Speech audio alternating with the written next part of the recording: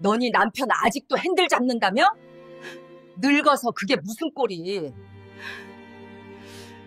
친구 남편을 실패한 인생 취급하며 사람들 앞에서 보란듯이 망신을 준 동창생들은 잠시 후 호텔 회장이 달려와 그 남편에게 90도로 허리를 굽혀 인사를 하자 모두 그 자리에서 그대로 얼어붙고 말았습니다. 구독 버튼을 눌러주세요. 금빛 행운을 드릴게요. 사연 시작합니다. 서울의 한 고급 주택가, 육중한 차고지 문이 열리자 그 안에서 뜻밖의 풍경이 펼쳐졌습니다. 칠순을 바라보는 나이에도 불구하고 꼿꼿한 허리를 자랑하는 김철수 씨가 땀을 뻘뻘 흘리며 낡은 자동차를 닦고 있었거든요. 그 차는 요즘 도로에서는 도저히 볼 수 없는 40년도 더 된 녹색 구형 택시였지만 철수의 손길이 닿을 때마다 거울처럼 반짝였고 박물관에서 방금 튀어나온 것처럼 눈부신 광이 났습니다. 철수는 기름때가 낀 투박하고 거친 손으로 보닛을 쓰다듬으며 아주 흐뭇한 미소를 지었죠. 이 차는 단순한 고철 덩어리가 아니었으며 철수가 젊은 시절 그룹을 처음 일으킬 때 밤낮 없이 서울 바닥을 누볐던 바로 그 창업 1호 택시였습니다. 회사 박물관 가장 높은 곳에 전시되어 있어야 할 보물 중의 보물이지만 오늘 아내를 위해 특별히 세상 밖으로 나온 것이었죠. 임자, 준비 다 됐어? 철수가 차고 문을 향해 부드럽고 중후한 목소리로 물었습니다. 현관문이 열리고 아내 박영숙 씨가 단정한 베이지색 코트 차림으로 걸어 나왔는데요. 그녀의 표정에는 설렘보다는 걱정이 한가득 묻어 있었습니다. 영숙은 남편의 이마에 맺힌 땀방울을 보며 안타까운 듯 혀를 찼습니다. 여보, 그냥 기사 보고 태워달라고 하지 그랬어요. 당신 허리도 안 좋은데 이 낡은 차를 또 꺼내셨어요?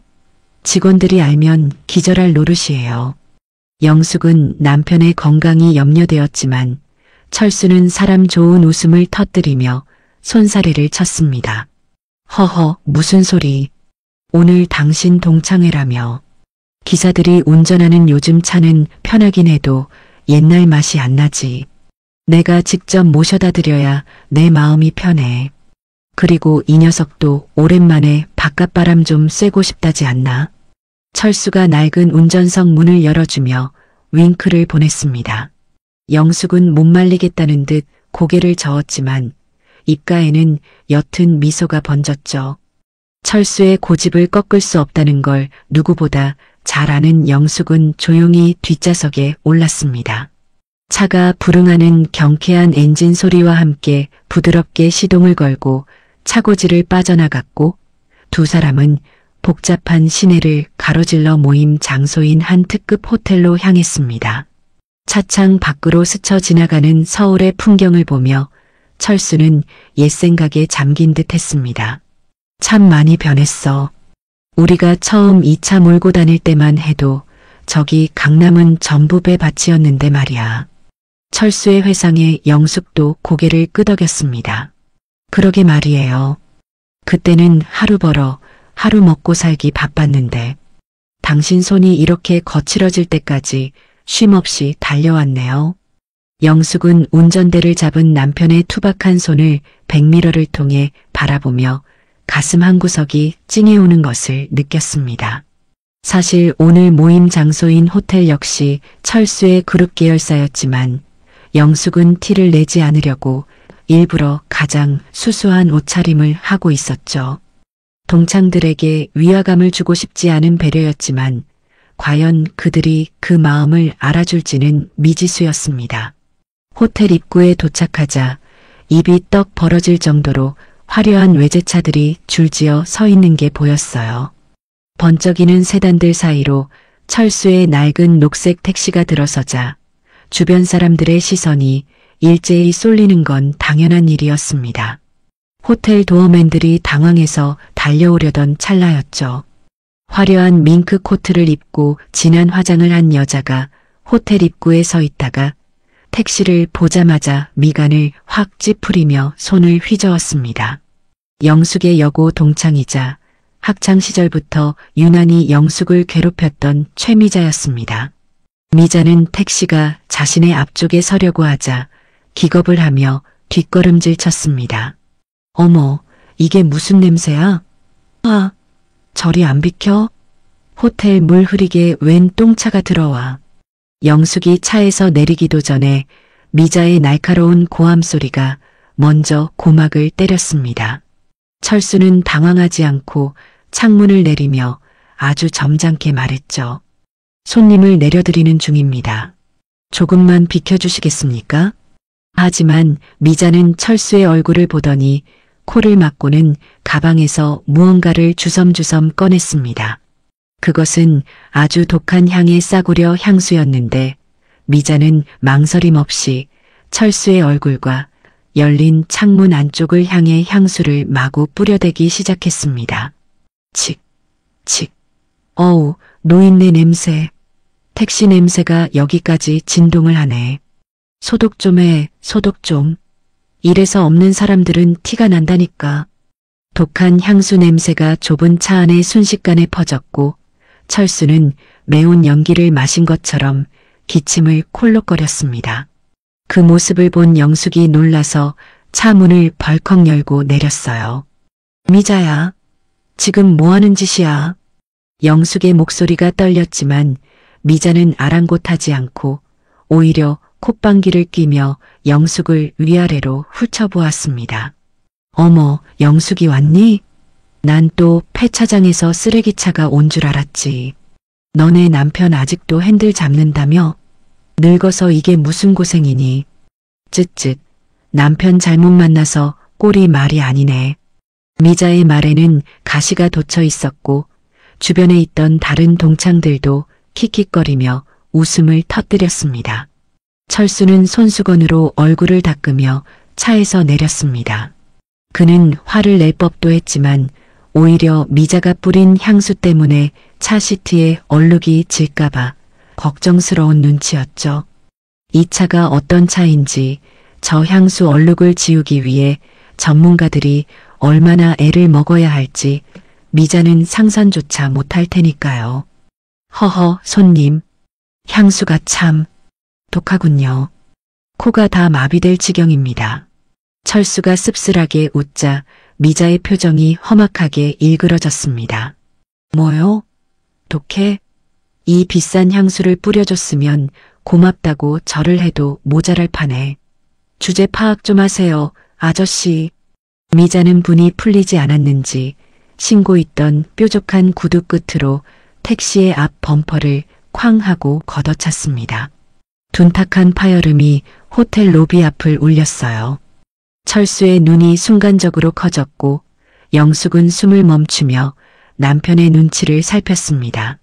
그 발길질 한 번에 수천만 원, 아니 그 이상의 가치가 훼손되었을지도 모르는 일이었으니까요. 철수가 안타까운 듯 범퍼를 어루만지며 말했습니다. 이런, 귀한 몸인데 흠집이라도 나면 큰일인데 부속품 구하기도 힘든 녀석을 이렇게 대하시다니. 미자는 팔짱을 끼며 코웃음을 쳤습니다. 어머, 똥차 찌그러졌을까봐 그래요? 내가 폐차비 줄 테니까 걱정 마세요. 얼마면 돼요? 10만 원? 20만 원? 영수가, 넌 남편 관리 좀 잘해라. 어디 창피해서 같이 다니겠니? 영숙은 주먹을 꽉 쥐었지만 여기서 화를 내면 남편의 얼굴에 더 먹칠을 하는 것 같아 입술을 깨물며 꾹 참았습니다. 철수는 영숙의 떨리는 어깨를 가볍게 토닥이며 부드럽게 말했죠. 여보, 난 괜찮으니 들어가서 재미있게 놀다 와요. 이따가 마칠 때 데리러 올게. 친구분들이랑 맛있는 것도 많이 먹고. 철수는 미자에게 가볍게 목례를 하고는 다시 운전석에 올랐습니다. 그 뒷모습이 어찌나 당당하고 품위가 넘치는지 영숙은 울컥하는 마음을 애써 눌러야 했습니다. 미자는 떠나는 택시 뒷공무니에 대고 어우 매연, 폐암 걸리겠네 하며 요란하게 손부채질을 해댔고 영숙의 표정은 차갑게 굳어갔습니다. 하지만 미자는 꿈에도 몰랐을 겁니다. 방금 자신이 걷어찬 그 똥차의 수리비가 자신의 집 한 채 값보다 비싸다는 사실을, 그리고 자신이 무시한 그 기사 양반이 이 호텔의 주인이란 사실을 말이에요. 그리고 남편이 떠나자마자 미자는 영숙의 팔을 거칠게 잡아끌며 귓가에 속삭였습니다. 영숙아, 근데 너 옷이 그게 뭐니?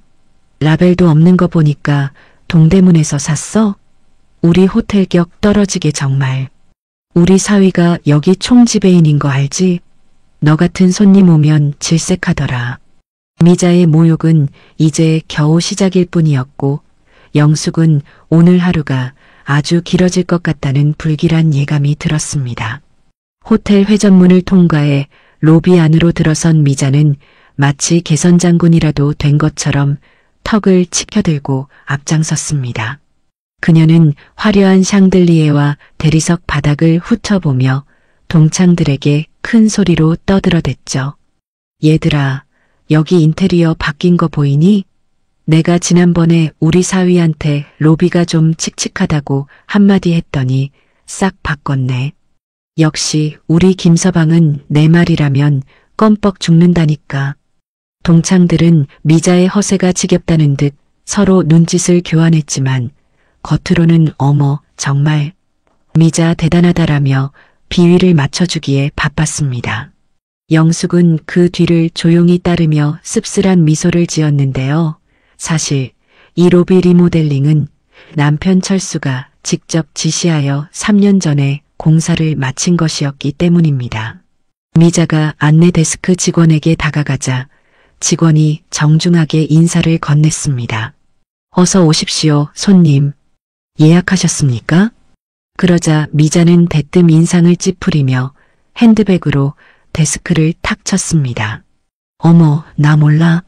나 골드 멤버십 최미자야. 우리 사위가 여기 총지배인이라고 몇 번을 말해? 지배인 교육을 어떻게 시키는 거야, 정말. 직원은 당황한 기색이 역력했지만 미자는 아랑곳하지 않고 카드를 흔들어대며 으름장을 놓았습니다. 좋은 자리로 안내해. 창가 쪽 말고 사람들 다 볼 수 있는 중앙 자리 알지? 우리 친구들이 오랜만에 모였는데 격 떨어지게 구석에 처박으면 사위한테 바로 전화할 거야. 결국 직원들은 울며 겨자 먹기로 예약이 꽉 찬 중앙 테이블을 억지로 비워 미자 일행을 안내해야 했습니다. 자리에 앉자마자 미자의 갑질은 본격적으로 시작되었습니다. 그녀는 지나가는 웨이터를 손가락으로 까딱까딱 부르더니 물잔을 들이밀며 짜증 섞인 목소리로 소리쳤죠. 이봐요, 물이 왜 이렇게 미지근해? 얼음 안 띄워? 내가 이 시린 거 싫어한다고 했어. 안 했어? 센스가 없네, 센스가. 웨이터가 연신 고개를 숙이며 사과했지만 미자는 동창들을 둘러보며 너희들은 이런 고급 서비스 익숙하지 않지? 내가 다 가르쳐놔서 이 정도 하는 거야 라며 우쭐댔습니다. 영숙은 그런 미자가 부끄러워 고개를 들 수가 없었습니다. 음식이 나오자 미자의 타깃은 다시 영숙에게로 향했습니다. 미자는 자신의 접시에 비싼 고기와 요리를 산더미처럼 쌓아놓고는 영숙의 접시를 곁눈질로 힐끔거렸죠. 영숙은 소화가 잘 되는 채소 위주로 조금만 담아온 상태였거든요. 어머, 영숙아. 넌 왜 풀만 먹니? 하긴 평소에 기사 식당에서 김치찌개나 먹을 텐데 이런 고급 요리가 입에 맞겠어? 위장이 놀랄까봐 그러니? 미자의 비아냥의 식탁 분위기가 순식간에 싸해졌지만 영숙은 차분하게 대꾸했습니다. 아니야, 요즘 속이 좀 불편해서 그래. 신경 써줘서 고맙다. 영숙이 무시하고 식사를 이어가려 하자 미자는 그 태도가 마음에 들지 않았는지 영숙의 옷소매를 덥석 잡았습니다. 그날 영숙이 입은 옷은 옅은 베이지색의 단정한 코트였는데 겉보기엔 평범해 보여도 사실은 이태리 장인이 1년에 딱 5벌만 만든다는 돈이 있어도 구하기 힘든 마스터피스였습니다. 미자는 옷감을 거칠게 비벼대며 혀를 찼습니다. 세상에 원단 뻣뻣한 것 좀 봐. 영수가 이거 어디서 샀니? 라벨도 없는 거 보니까 동대문 시장 바닥에서 떨이로 주워온 거야? 우리 호텔격 떨어지게 정말. 영숙은 조용히 팔을 빼내며 옷매무새를 다듬었습니다. 오래 입어서 내 몸에 편해. 그리고 옷이 명품인 게 뭐가 중요하니? 사람이 명품이어야지. 영숙의 뼈 있는 한마디에 미자의 눈썹이 꿈틀했습니다. 자신을 무시한다고 생각한 미자는 입꼬리를 비릿하게 올리며 젓가락으로 붉은 국물이 뚝뚝 떨어지는 김치를 집어들었죠. 그래, 말 한번 잘했다. 사람이 명품이 되려면 잘 먹어야지.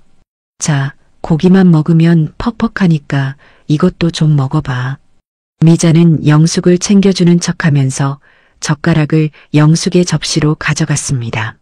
그리고 그 순간 미자의 손이 미세하게 떨리는가 싶더니 젓가락에 들려있던 김치 조각이 영숙의 팔뚝 위로 툭 떨어지고 말았습니다. 어머!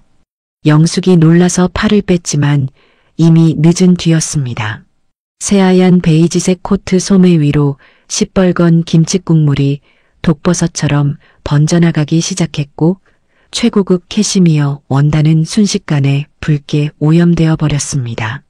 주변 친구들이 어떻게 하며 웅성거렸지만 정작 이를 저지른 미자의 표정은 너무나도 태연했습니다.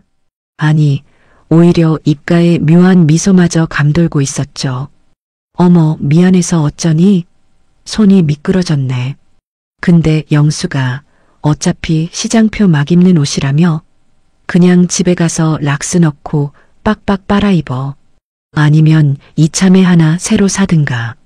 내가 10,000원 보태줄까? 미자는 테이블 위에 있던 냅킨 한 장을 틱 던져주며 뻔뻔하게 말했습니다. 영숙의 가슴 속에서 뜨거운 불덩이가 치밀어 올랐습니다. 이 옷은 남편 철수가 결혼 40주년을 기념하며 당신은 세상에서 가장 귀한 사람이니 옷도 가장 귀한 걸 입어야 한다며 선물해준 소중한 옷이었기 때문입니다.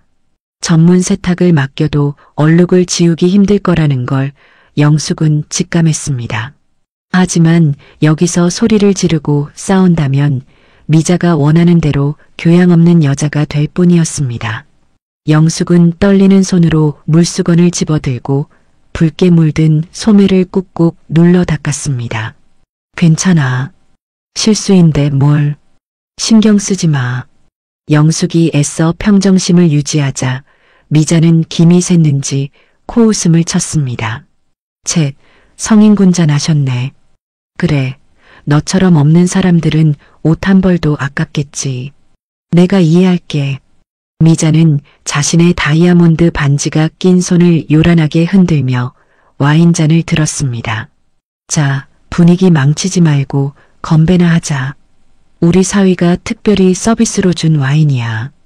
영숙이 너는 이런 거 처음 마셔보지? 입만 대지 말고 쭉 마셔. 미자가 떠드는 소리가 식당 안을 가득 채웠지만 영숙의 귀에는 아무것도 들리지 않았습니다. 그저 소매에 묻은 붉은 얼룩이 남편의 얼굴에 묻은 상처처럼 느껴져 마음이 아릴 뿐이었죠. 하지만 미자는 몰랐습니다. 지금 자신이 망가뜨린 그 옷이 자신의 남편 연봉을 합친 것보다 비싸다는 사실을, 그리고 이 모든 광경을 멀리서 지켜보는 날카로운 눈빛이 있었다는 사실을 말이에요. 잠시 후 식사가 어느 정도 마무리될 무렵이었습니다. 미자가 갑자기 화장실을 다녀오겠다며 자리에서 일어났고 영숙은 답답한 속을 달래려 냉수를 들이켰습니다. 그런데 화장실에서 돌아온 미자의 표정이 심상치 않았습니다. 그녀는 자리로 돌아오자마자 자신의 명품 핸드백을 거칠게 뒤지기 시작하더니 이내 하얗게 질린 얼굴로 비명을 질렀습니다. 아, 내 브로치, 내 다이아 브로치가 없어졌어.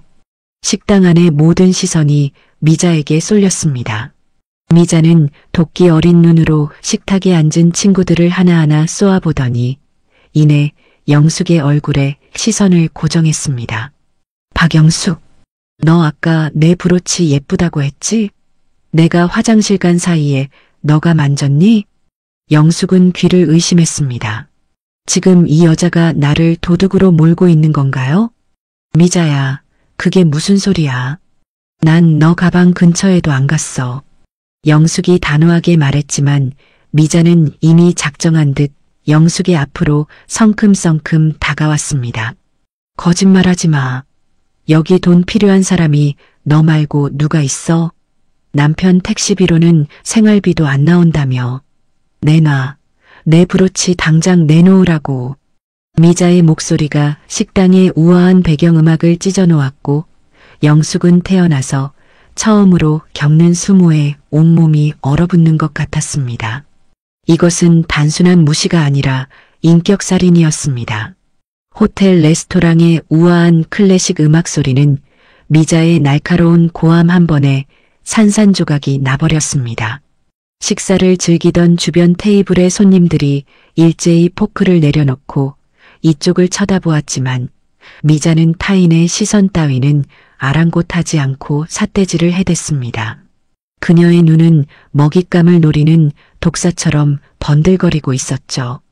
박영숙, 너 내 눈 똑바로 봐. 아까 내가 화장실 간다고 일어날 때 너 눈빛이 흔들리는 거 내가 봤어. 내 가방 쳐다봤지? 그 안에 다이아 브로치 있는 거 알고 있었잖아. 미자의 터무니없는 억지 주장에 영숙은 기가 막혀 말문이 막힐 지경이었습니다. 영숙은 떨리는 손으로 물잔을 내려놓으며 최대한 침착하게 대꾸하려고 애썼습니다. 미자야, 목소리 좀 낮춰. 사람들이 다 보잖아. 난 너 가방 근처에도 안 갔고 너가 뭘 가지고 있는지도 관심 없어. 하지만 미자는 영숙의 해명을 비웃음으로 받아쳤습니다. 관심이 없어? 웃기고 있네.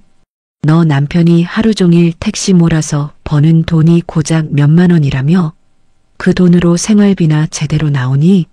돈에 쪼들리는 사람이 눈앞에 3천만 원짜리 다이아몬드가 있는데 욕심이 안 나겠어? 미자의 논리는 단순하고도 잔인했습니다. 가난하면 도둑질을 한다는 그 천박한 편견이 영숙의 가슴을 후벼 팠죠. 동창들마저 수군거리며 영숙을 의심스러운 눈초리로 바라보기 시작했습니다. 그러고 보니 아까 영숙이가 미자 가방 쪽으로 손을 뻗은 것 같기도 하고 생활비가 많이 급했나? 그래도 그렇지 친구 물건에 손을 대면 안 되지. 친구들의 근거 없는 동조에 미자는 더욱 기세등등해졌습니다.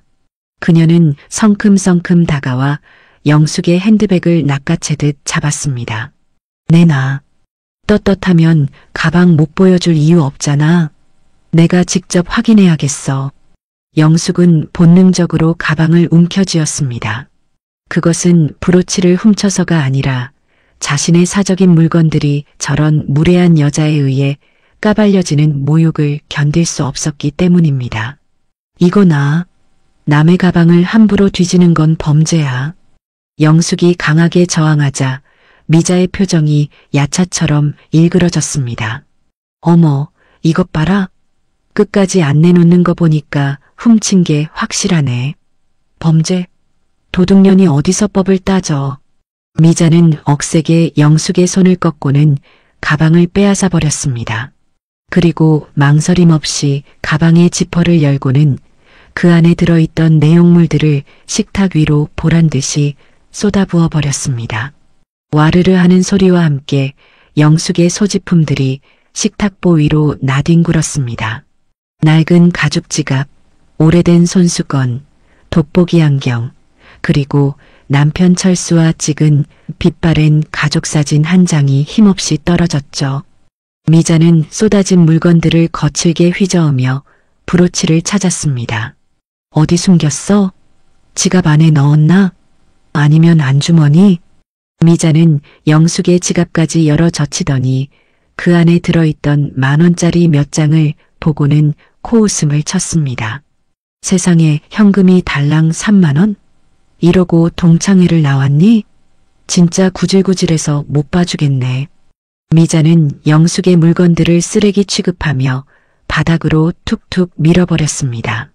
영숙의 소중한 돋보기 안경이 바닥에 떨어져 렌즈가 빠졌고 가족 사진이 김치국물 묻은 레이킨 옆에 처박혔습니다. 영숙은 바닥에 떨어진 남편의 사진을 보며 눈시울이 붉어졌습니다. 이것은 단순한 소지품 검사가 아니라 영숙의 지난 인생 전체를 부정하고 짓밟는 인격살인이었습니다. 그런데 아무리 뒤져도 브로치는 나오지 않았습니다. 미자는 당황했는지 가방을 거꾸로 들고 탈탈 털어대기까지 했죠. 이상하다. 분명히 훔쳤는데. 너 혹시 몸에 숨겼니? 속옷 안에 넣은 거 아니야? 미자의 광기는 멈출 줄을 몰랐고 급기야 영숙의 코트 주머니와 몸을 수색하려 들었습니다.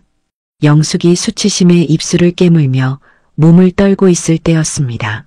식탁을 정리하던 웨이터가 조심스러운 목소리로 끼어들었습니다. 손님, 혹시 찾으시는 게 이건가요? 웨이터가 가리킨 곳은 바로 미자가 앉아있던 의자 밑이었습니다.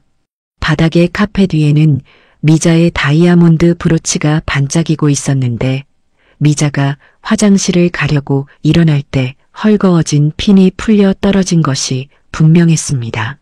식당 안에는 무거운 정적이 흘렀습니다. 동창들은 헛기침하며 시선을 피했고 웨이터는 난처한 표정으로 브로치를 주어 미자에게 건넸습니다. 영숙은 헝클어진 머리와 엉망이 된 가방을 추스르며 미자를 쏘아보았습니다. 적어도 인간이라면 이 상황에서 사과를 하는 게 도리였으니까요. 하지만 미자는 브로치를 받아들고 옷에 쓱 문지르더니 대수롭지 않다는 듯 어깨를 으쓱해 보였습니다. 어머, 여기 떨어져 있었네? 핀이 헐거워졌나 봐. 7천만 원짜리라 잃어버린 줄 알고 놀랐잖아. 미자는 영숙에게 사과 한마디 없이 제자리에 털썩 주저앉았습니다. 영숙이 참다 못해 낮게 깔린 목소리로 물었죠. 미자야, 나한테 할 말 없니? 그러자 미자는 눈을 동그랗게 뜨며 오히려 적반하장의 태도를 보였습니다. 할 말? 무슨 할 말? 찾아서 다행이라고? 그래, 안 훔쳤으면 됐지. 왜 눈을 부라리고 그래? 무섭게. 너가 날 도둑으로 몰았잖아. 내 가방을 뒤엎고 사람들 앞에서 모욕을 줬으면 사과를 해야지. 영숙의 단호한 요구에 미자는 기가 차다는 듯 헛웃음을 터뜨렸습니다. 사과? 내가 왜? 상황이 딱 오해할 만했잖아. 너 돈 없는 거 사실이고 내 물건 없어진 거 사실이고 너가 평소에 좀 없어 보이게 하고 다녔으면 내가 의심을 했겠니? 다 너 탓이야. 운 좋은 줄 알아. 못 찾았으면 바로 경찰서행이었으니까. 미자의 뻔뻔함은 상상을 초월하는 수준이었습니다. 그녀는 오히려 자신이 피해자인 양와인을 들이키며 동창들에게 동의를 구했습니다. 얘들아, 내 말이 틀려? 사람 표정 보면 딱 알잖아. 영숙이 아까 눈빛이 완전 도둑 눈빛이었다니까. 내가 예민한 게 아니라 얘가 원인 제공을 한 거야. 친구들은 미자의 위세에 눌려 억지로 고개를 끄덕였고 영숙은 철저하게 고립되었습니다. 영숙은 바닥에 떨어진 가족 사진을 주워들고 먼지를 털어냈습니다. 사진 속에서 환하게 웃고 있는 남편 철수의 얼굴을 보자 억눌러왔던 감정이 툭 터지듯 밀려왔습니다. 더 이상 참는 것은 미덕이 아니라 바보짓이라는 것을 뼈저리게 깨달았습니다. 이 여자는 말로 해서 알아들을 사람이 아니었으며 힘에는 더 큰 힘으로 권력에는 진짜 권력으로 짓밟아줘야만 비명을 지를 인간 부류였습니다. 영숙은 떨리는 손으로 핸드백에서 휴대폰을 꺼냈습니다. 그리고 단축번호 1번을 꾹 눌렀죠. 신호음이 2번 울리기도 전에 남편의 중후한 목소리가 들려왔습니다. 임자. 벌써 끝났어? 데리러 갈까? 남편의 따뜻한 목소리를 듣자 영숙의 눈에서 참았던 눈물이 핑 돌았습니다. 하지만 영숙은 울음을 삼키며 평소보다 훨씬 차갑고 단호한 목소리로 말했습니다. 여보, 지금 바로 와주세요. 로비로. 영숙의 심상치 않은 목소리에 전화기 너머의 철수가 긴장하는 것이 느껴졌습니다. 무슨 일 있어? 목소리가 왜 그래? 와서 보세요. 당신이 직접 와서 확인하세요. 영숙이 전화를 끊자 옆에서 엿듣고 있던 미자가 비릿한 미소를 지으며 끼어들었습니다. 어머, 남편한테 일러 바치게. 잘됐다. 오시라고 해. 내가 훈계 좀 해야. 미자는 자신의 무덤을 파는 줄도 모르고 신이 나서 떠들어댔습니다. 남편 교육을 어떻게 시키는지 봐야지.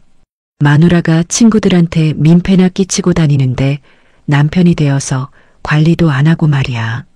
오면 내가 따끔하게 한마디 해줄게. 커피값이나 챙겨주면 고맙다고 절이라도 하겠지? 미자는 사위에게 문자를 보내기 시작했습니다. 김서방, 로비로 직원들 좀 데리고 나와. 진상 손님들 처리해야 하니까. 그것은 자신의 파멸을 재촉하는 초대장이었습니다. 영숙은 붉게 얼룩진 코트 소매를 내려다보며 조용히 주먹을 쥐었습니다. 이제 곧 진짜 주인이 누구인지 밝혀질 시간이 다가오고 있었으니까요. 영숙이 전화를 끊고 휴대폰을 테이블 위에 내려놓는 손끝은 미세하게 떨리고 있었습니다. 그녀의 시선은 멍하니 허공을 응시하고 있었지만 머릿속은 지난 수십 년간 참아왔던 서름과 인내가 한꺼번에 무너져 내리는 굉음으로 가득 찼습니다. 베이지색 코트 소매에 스며든 붉은 김치 국물은 시간이 지날수록 검붉게 말라붙어 마치 지울 수 없는 낙인처럼 영숙의 자존심을 옥죄어 오고 있었죠. 맞은편에 앉은 미자는 영숙의 침묵을 패배자의 굴복으로 받아들인 듯 승리감에 도취되어 와인잔을 빙글빙글 돌리고 있었습니다. 그녀의 입가에 걸린 비릿한 미소는 잔인할 정도로 선명했습니다. 어머, 영숙아. 남편한테 이르니까 속이 좀 시원하니? 나이 65 먹고 남편한테 쪼르르 달려가서 고자질이라니. 우리 손녀도 안 하는 짓을 다 하네. 미자는 혀를 차며 고개를 절레절레 흔들었지만 그 눈빛은 먹잇감을 앞에 둔 맹수처럼 번들거리고 있었습니다. 주변의 동창들은 숨을 죽인 채 두 사람의 눈치를 살피기에 바빴고 레스토랑의 무거운 공기는 금방이라도 터질 것 같은 풍선처럼 팽팽하게 부풀어 올랐습니다. 미자는 핸드백에서 스마트폰을 꺼내 들며 의기양양하게 목소리를 높였습니다. 그래, 오시라고 해. 안 그래도 내가 김 기사님한테 할 말이 태산 같았는데 잘 됐네. 오늘 내가 인생 선배로서 그리고 이 호텔의 VIP로서 아주 뼈저린 조언을 해드려야겠어. 미자는 자판을 두드리는 손가락에 잔뜩 힘을 주며 중얼거렸습니다. 김서방, 지금 어디야? 바빠도 당장 튀어와. 로비로 보안팀 직원들 좀 쫙 깔고. 여기 물 흐리는 진상 손님들이 있어서 내가 교육 좀 시키려고 하니까 분위기 조성 좀 해. 그것은 자신의 사위이자 이 호텔의 총지배인인 박서방에게 보내는 메시지였습니다. 미자는 이 문자가 자신을 파멸의 구렁텅이로 몰아넣을 악마의 초대장이 될 줄은 꿈에도 모른 채 전송 버튼을 누르고는 회심의 미소를 지었죠. 영수가 기대해. 우리 사위가 오면 너희 부부 아주 깍듯하게 모실 거야. 내 친구 남편인데 거지가 와도 왕처럼 모시는 게 호텔 서비스 아니겠니? 물론 밥값은 내가 낼 테니까 걱정 말고. 미자의 조롱 섞인 웃음소리가 식당 천장을 찔렀습니다. 영숙은 대꾸할 가치조차 느끼지 못해 그저 창밖을 바라보았습니다. 창밖에는 어둠이 내려앉고 있었고 화려한 호텔 조명 아래로 낡은 녹색 택시 한 대가 미끄러지듯 들어오고 있는 것이 보였으니까요.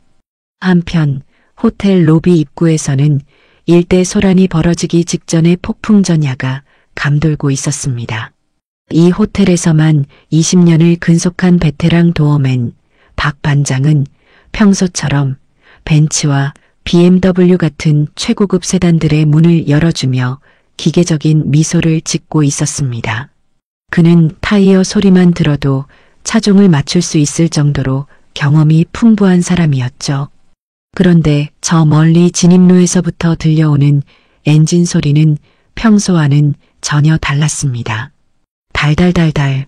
마치 40년 전 흑백 영화에서나 들릴 법한 거칠지만 규칙적인 기계음이 들려왔습니다.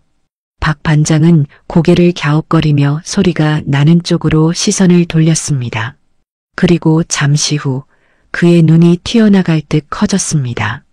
화려한 조명을 받으며 들어오는 저 차는 다름 아닌 현대자동차의 전설적인 모델 포니 원 택시였기 때문입니다. 그것도 녹슬어가는 고물이 아니라 박물관 유리 진열장 안에 있어야 할 만큼 완벽하게 관리된 국방색의 거차였습니다. 저 차는? 박 반장의 등줄기로 식은 땀이 한 줄기 흘러내렸습니다. 그는 신입사원 시절 그룹 창립 기념일 행사 때 회장님이 눈물을 글썽이며 어루만지던 그 창업 1호차를 기억하고 있었습니다. 번호판을 확인한 박 반장의 심장이 쿵 하고 내려앉았습니다. 서울 일가 1234. 절대 잊을 수 없는 그룹의 살아있는 역사이자 왕 회장님의 분신과도 같은 번호였습니다. 박 반장은 들고 있던 무전기를 놓칠 뻔했습니다.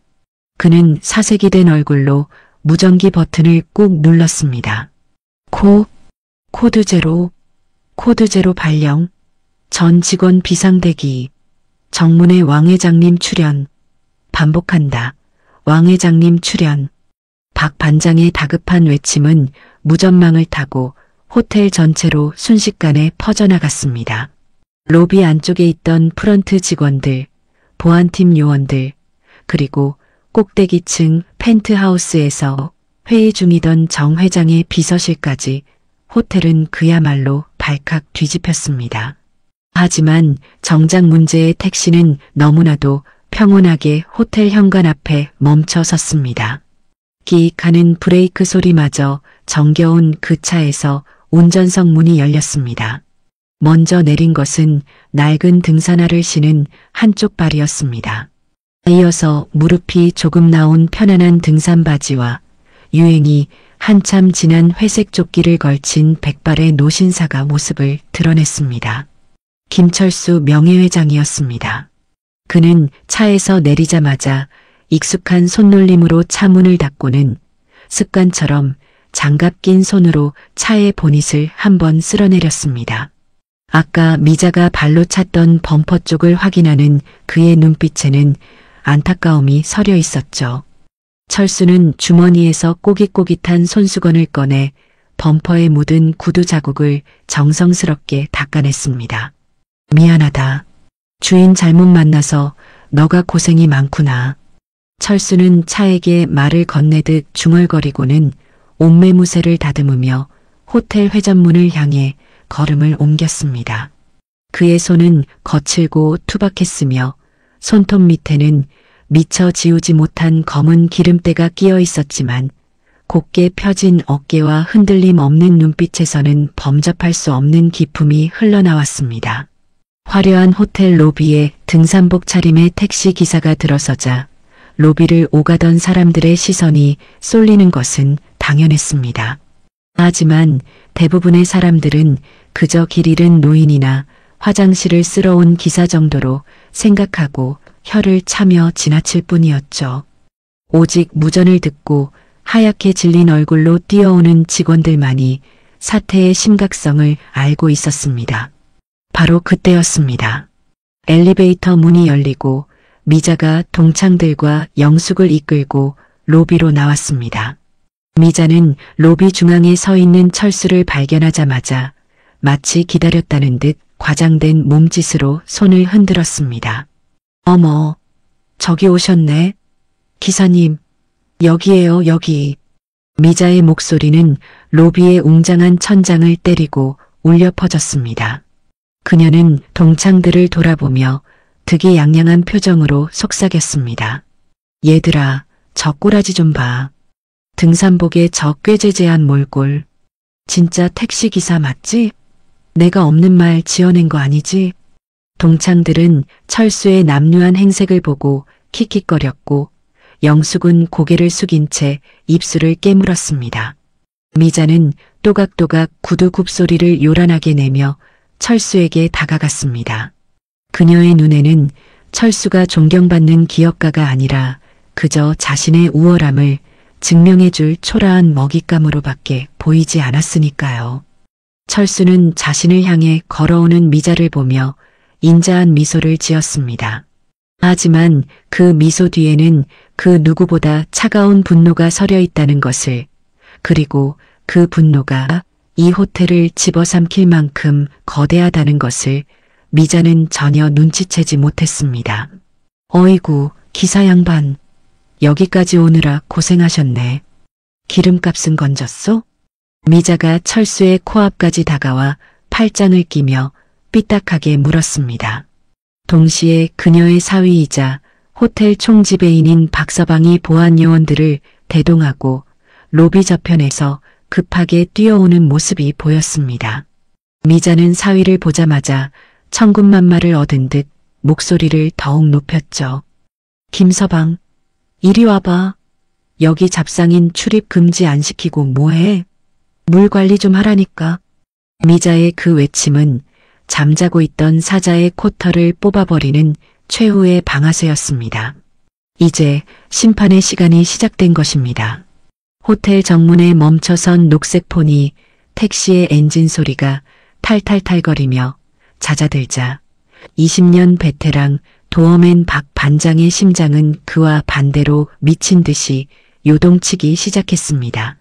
그는 자신의 두 눈을 의심하며 거친 손으로 눈꺼풀을 비벼댔지만 눈앞에 있는 그 차는 환영이 아니라 분명한 실체였습니다.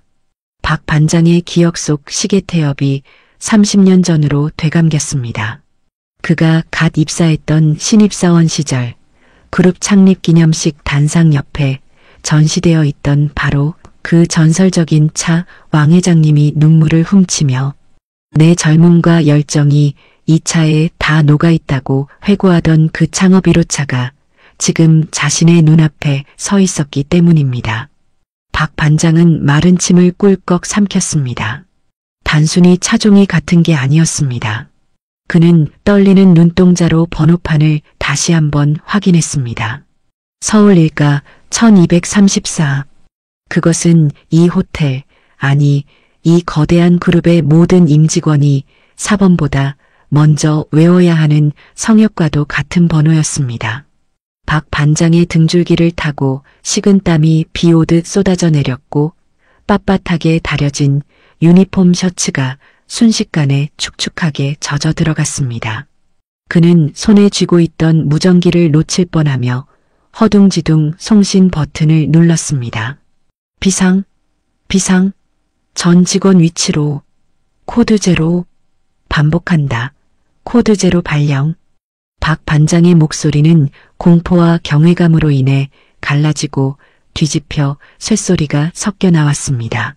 무전기 너머 상황실에서는 당황한 보안팀장의 목소리가 치직거리는 잡음과 함께 들려왔죠. 박 반장, 진정해. 코드 제로라니? 설마 화재라도 났나? 테러야? 보안팀장의 다급한 물음에 박 반장은 숨을 헐떡이며 호텔 정문을 바라보았습니다. 낡은 등산복 차림의 노신사가 택시에서 내려 마치 자신의 안방에 들어오듯 위풍당당하게 걸어오고 있는 모습이 보였기 때문입니다. 아닙니다. 화재보다 더합니다. 왕 회장님입니다. 명예회장님이 직접 오셨습니다. 그것도 1호차를 타고 오셨습니다. 그 한마디는 호텔이라는 거대한 벌집을 몽둥이로 내려친 것과 같은 효과를 가져왔습니다. 지하 3층 방제실에서 CCTV 화면을 보고 있던 보안 요원들이 벌떡 일어났고 1층 프런트 데스크에서 미소를 연습하던 여직원들의 얼굴이 사색이 되어 굳어졌습니다. 특히 로비 매니저는 너무 놀라들고 있던 고객 명단을 바닥에 떨어뜨릴 정도였습니다. 평소 예고 없이 암행시차를 나오기로 유명한 왕 회장이었지만 이렇게 대놓고, 그것도 박물관에 있어야 할 택시를 몰고 정문으로 들어올 줄은 아무도 상상하지 못했기 때문입니다. 같은 시각 호텔 최고층인 63층 펜트하우스 회의실의 공기는 무겁게 가라앉아 있었습니다. 현재 그룹을 이끌고 있는 정 회장은 임원들을 모아놓고 다음 분기 실적 보고를 받고 있는 중이었습니다. 정 회장은 깐깐하기로 소문난 인물이라 발표를 맡은 상무는 식은땀을 흘리며 스크린의 도표를 설명하고 있었죠. 그래서 이번 분기 영업이익은 전년 대비 3% 상승할 것으로. 그때였습니다. 굳게 닫혀있던 회의실 문이 쾅 하는 굉음과 함께 부서질 듯 열렸습니다. 정 회장의 미간이 찌푸려졌습니다.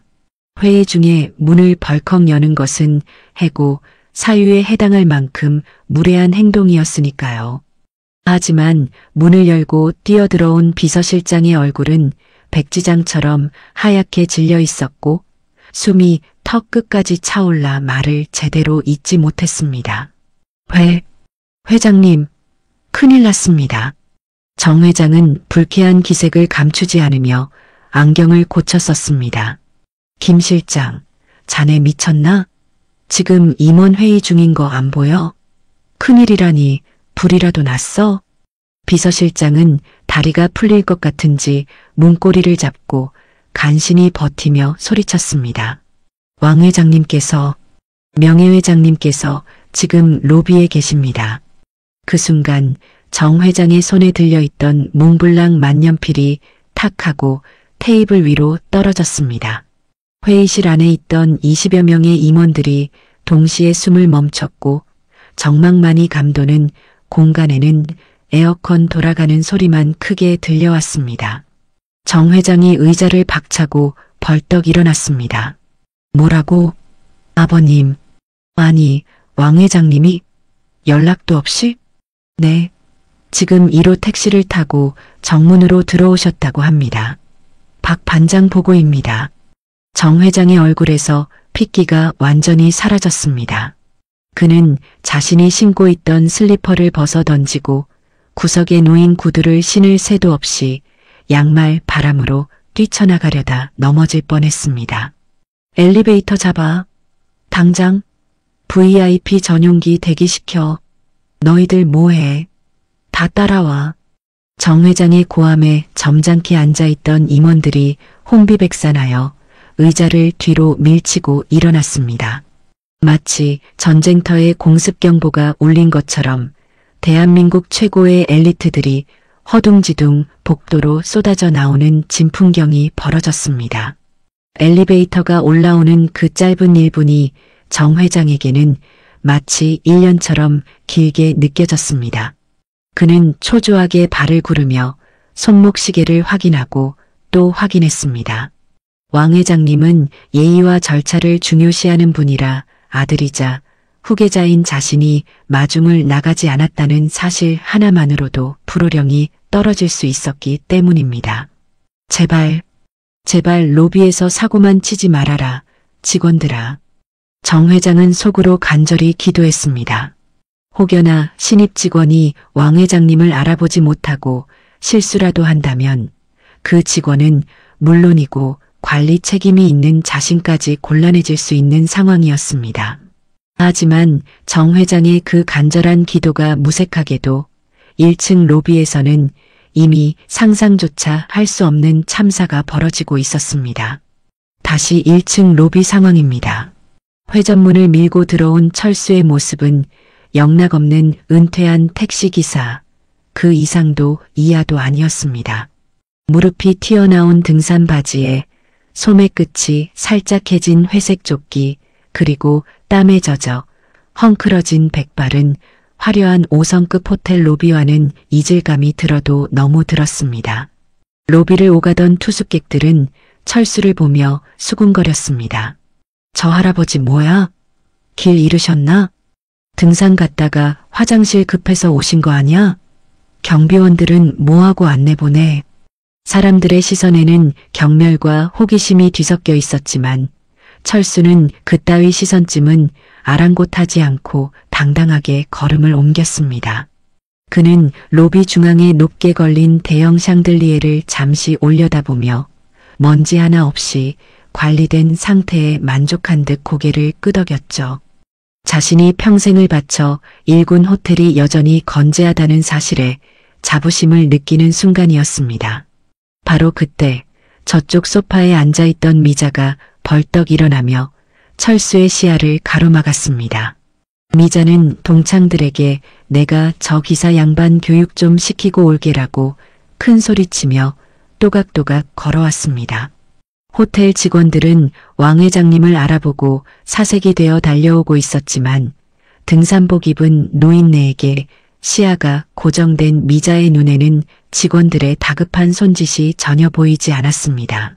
오직 자신의 사위가 총지배인이라는 권력 그리고 돈이면 뭐든지 할 수 있다는 오만함만이 미자의 눈과 귀를 멀게 하고 있었죠. 미자는 철수 앞에 짝다리를 짚고 서서 껌을 짝짝 씹으며 아래 위로 훑어보았습니다. 어이구 기사 양반. 오라는 데가 호텔이라 많이 놀라셨지? 평생 이런 데 들어와 본 적이나 있겠어? 미자의 목소리는 하이톤으로 찢어져 로비 전체에 쩌렁쩌렁 울렸습니다. 달려오던 박 반장이 그 소리를 듣고 멈칫하며 다리가 풀려 주저앉을 뻔했습니다. 감히 왕 회장님께 대한민국 경제를 이끌어온 살아있는 전설에게 저런 막말을 쏟아붓다니요. 하지만 철수는 화를 내기는커녕 사람 좋은 미소를 지으며 허허 웃었습니다. 그는 자신의 신분을 숨기고 서민들의 삶을 체험하는 이 순간을 즐기고 있었는지도 모릅니다. 허허, 그렇군요. 손님 덕분에 호강합니다. 그런데 저를 부르신 이유가? 철수의 겸손한 대답에 미자는 기가 살아서 콧대를 더 높이 세웠습니다. 이유? 이유가 없으면 못 부르나? 내가 이 호텔 VIP야. 내 말 한마디면 기사 양반 차도 여기 주차할 수 있게 해줄 수 있어. 영숙이 데리고 사느라 고생하는 것 같아서 내가 적선 좀 하려고 불렀지. 미자는 자신의 지갑을 열었습니다. 그녀의 손에는 빳빳한 5만 원권 지폐들이 가득했지만 그녀가 손가락으로 집어든 것은 지갑 구석에 처박혀 있던 꼬깃꼬깃한 1,000원짜리 지폐 3장이었습니다. 미자는 그 돈을 마치 더러운 것을 만지듯 손가락 끝으로 집어들고는 철수의 눈앞에서 팔랑거렸습니다. 자, 옛다티. 3,000원이면 자판기 커피 10잔은 뽑아 먹겠네. 나가면서 커피나 한 잔 뽑아 드셔. 그리고 남의 영업장에서 냄새 피우지 말고 얼른 나가고. 주변의 공기가 순식간에 얼어붙었습니다. 멀리서 지켜보던 영숙은 눈을 질끈 감았고 달려오던 호텔 직원들은 경악하여 입을 다물지 못했습니다. 그것은 단순한 모욕이 아니라 사자의 콧수염을 뽑아 불을 붙이는 행위나 다름없었으니까요. 철수는 미자가 내민 1,000원짜리를 물끄러미 내려다보았습니다. 그의 투박한 손이 미세하게 꿈틀거렸습니다.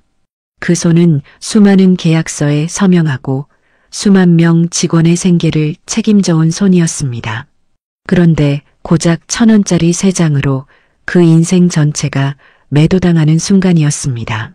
하지만 철수는 여전히 침착했습니다. 그는 오히려 주머니에 손을 넣더니 운전하다가 졸릴 때 먹으려고 챙겨둔 박하사탕 하나를 꺼냈습니다. 은색 포장지에 쌓인 싸구려 박하사탕이었습니다. 손님 말씀이 참 거치시군요. 입이 쓰신 것 같은데 이거라도 드시지요.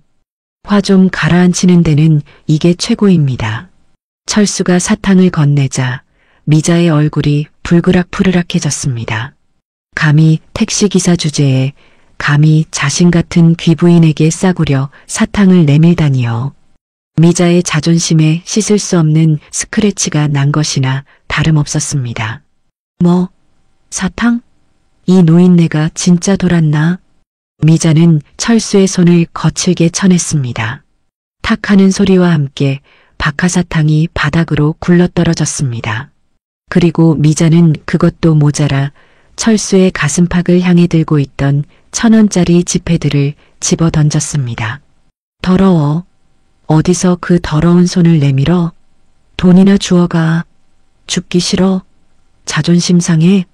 주제에 자존심은 있어서. 지폐 3장이 힘없이 허공을 날아 철수의 등산 조끼 위로 떨어졌다가 이내 대리석 바닥으로 팔랑거리며 내려앉았습니다. 로비는 쥐 죽은 듯 조용해졌습니다. 숨소리조차 들리지 않는 정막 속에서 미자의 거친 숨소리만이 씩씩거리고 있었죠. 철수는 바닥에 떨어진 돈과 사탕을 번갈아 보더니 천천히 고개를 들어 미자를 응시했습니다. 그의 눈빛은 더 이상 사람 좋은 택시 기사의 눈빛이 아니었습니다. 수십 년간 재계를 호령해온 제왕의 서늘한 눈빛이 미자를 관통하고 있었죠. 손님, 지금 실수하시는 겁니다. 아주 큰 실수를요. 철수의 낮고 묵직한 목소리가 깔리자 미자는 본능적으로 등골이 오싹해지는 것을 느꼈습니다. 하지만 이미 엎질러진 물이었고 그녀는 허세를 부리기 위해 더 크게 소리쳤습니다. 실수? 내가 무슨 실수? 김서방 어디 갔어? 당장 나와서 이 미친 노인네 안 쫓아내고 뭐해? 미자가 사위를 찾아 두리번거리는 바로 그 순간이었습니다. 로비 안쪽 복도에서 굉음과 같은 발소리가 들려왔습니다. 비켜! 다 비켜! 호텔 총지배인인 박서방이 보안요원 수십 명을 대동하고 얼굴이 흙빛이 되어 달려오고 있었습니다. 미자는 사위가 자신의 호출을 받고 달려왔다고 착각하고는 회심의 미소를 지으며 손을 흔들었습니다. 어머, 우리 사위 오네. 김서방, 여기야. 여기 진상 처리 좀. 하지만 미자의 말은 끝까지 이어지지 못했습니다. 달려오던 박서방의 시선은 장모인 미자가 아니라 그 앞에 서 있는 등산복 차림의 노인에게 고정되어 있었기 때문입니다. 그리고 미자가 생전 처음 보는 광경이 눈앞에서 펼쳐졌습니다. 천하의 박서방이 호텔에서는 왕처럼 군림하던 자신의 사위가 달리던 속도를 줄이지도 못하고 그대로 바닥에 무릎을 꿇으며 슬라이딩하듯 미끄러져 들어온 것입니다. 기익! 구두굽이 대리석 바닥에 긁히는 소리가 날카롭게 울렸습니다. 박서방은 철수의 발 앞에 엎드려 거의 울부짖다시피 소리쳤습니다. 왕 회장님, 죽을 죄를 지었습니다. 제가 늦었습니다. 미자의 입이 턱 빠질 듯 벌어졌습니다.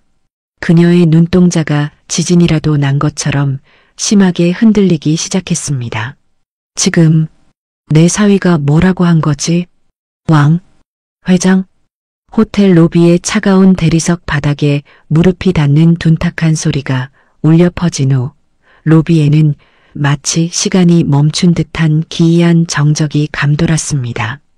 호텔의 제왕이나 다름없던 총지배인 박서방이 꾀재재한 등산복 차림의 노인 앞에서 납작 엎드려 벌벌 떨고 있는 광경은 그야말로 초현실적인 그림이었으니까요. 미자는 자신의 눈앞에서 벌어진 이 황당한 시트콤을 도무지 이해할 수가 없었습니다. 그녀의 눈동자는 지진이라도 난 것처럼 심하게 흔들렸고 입술은 파르르 떨려 말이 제대로 나오지 않았습니다. 김서방, 자네 지금 뭐 하는 거야? 다리에 쥐 났어? 미자는 애써 상황을 합리화하려는 듯 떨리는 손으로 사위의 어깨를 거칠게 잡아당겼습니다. 하지만 박서방은 요지부동이었고 오히려 바닥에 이마를 찌을 기세로 더 깊숙이 고개를 숙이며 흐느꼈습니다. 장모님, 제발 그 입 좀 다무세요. 우리 다 죽습니다. 사위의 절규에 미자의 얼굴이 울그락불그락해졌습니다. 감히 하늘 같은 장모에게 입을 다물라니 미자는 자존심이 상해 견딜 수가 없었죠. 이게 미쳤나? 술 마셨어? 낮술했니? 아니면 노망이 났어? 저런 택시기사가 뭐라고 무릎을 꿇어. 당장 일어나지 못해? 미자가 사위의 등짝을 핸드백으로 퍽퍽 내리쳤지만 박서방은 철수의 눈치를 보느라 일어날 생각조차 하지 못했습니다. 철수는 그 난장판 속에서도 태연하게 뒷짐을 지고 서 있었습니다. 그는 바닥에 떨어진 1,000원짜리 지폐 3장과 사위의 정수리를 번갈아 보며 혀를 찼습니다. 허허, 박 지배인. 자네 장모님 기세가 대단하시군. 내 살다 돈벼락은 맞아봤어도 1,000원짜리 벼락은 또 처음이야. 철수의 뼈있는 농담에 박서방은 사색이 되어 손을 비볐습니다. 왕 회장님, 죽을 죄를 지었습니다. 한 번만 용서해 주십시오. 왕 회장이라는 단어가 다시 한번 미자의 귀를 때렸지만 그녀의 뇌는 이 정보를 받아들이기를 거부했습니다. 인간은 너무 큰 충격을 받으면 방어기제가 작동하여 현실을 부정하게 된다는데 지금 미자가 딱 그 꼴이었거든요. 미자는 코웃음을 치며 영숙을 쏘아보았습니다. 하? 영숙아, 너 진짜 가지가지한다. 이제는 사위까지 매수했니? 아니면 이거 요즘 유행하는 몰래카메라야? 유튜브 찍니? 미자는 주변을 두리번거하며 숨겨진 카메라를 찾으려 애썼습니다. 나 참 어이가 없어서. 아, 카메라 어디 있어? 나오라 그래. 재미없으니까. 그리고 김서방, 너도 연기 그만해.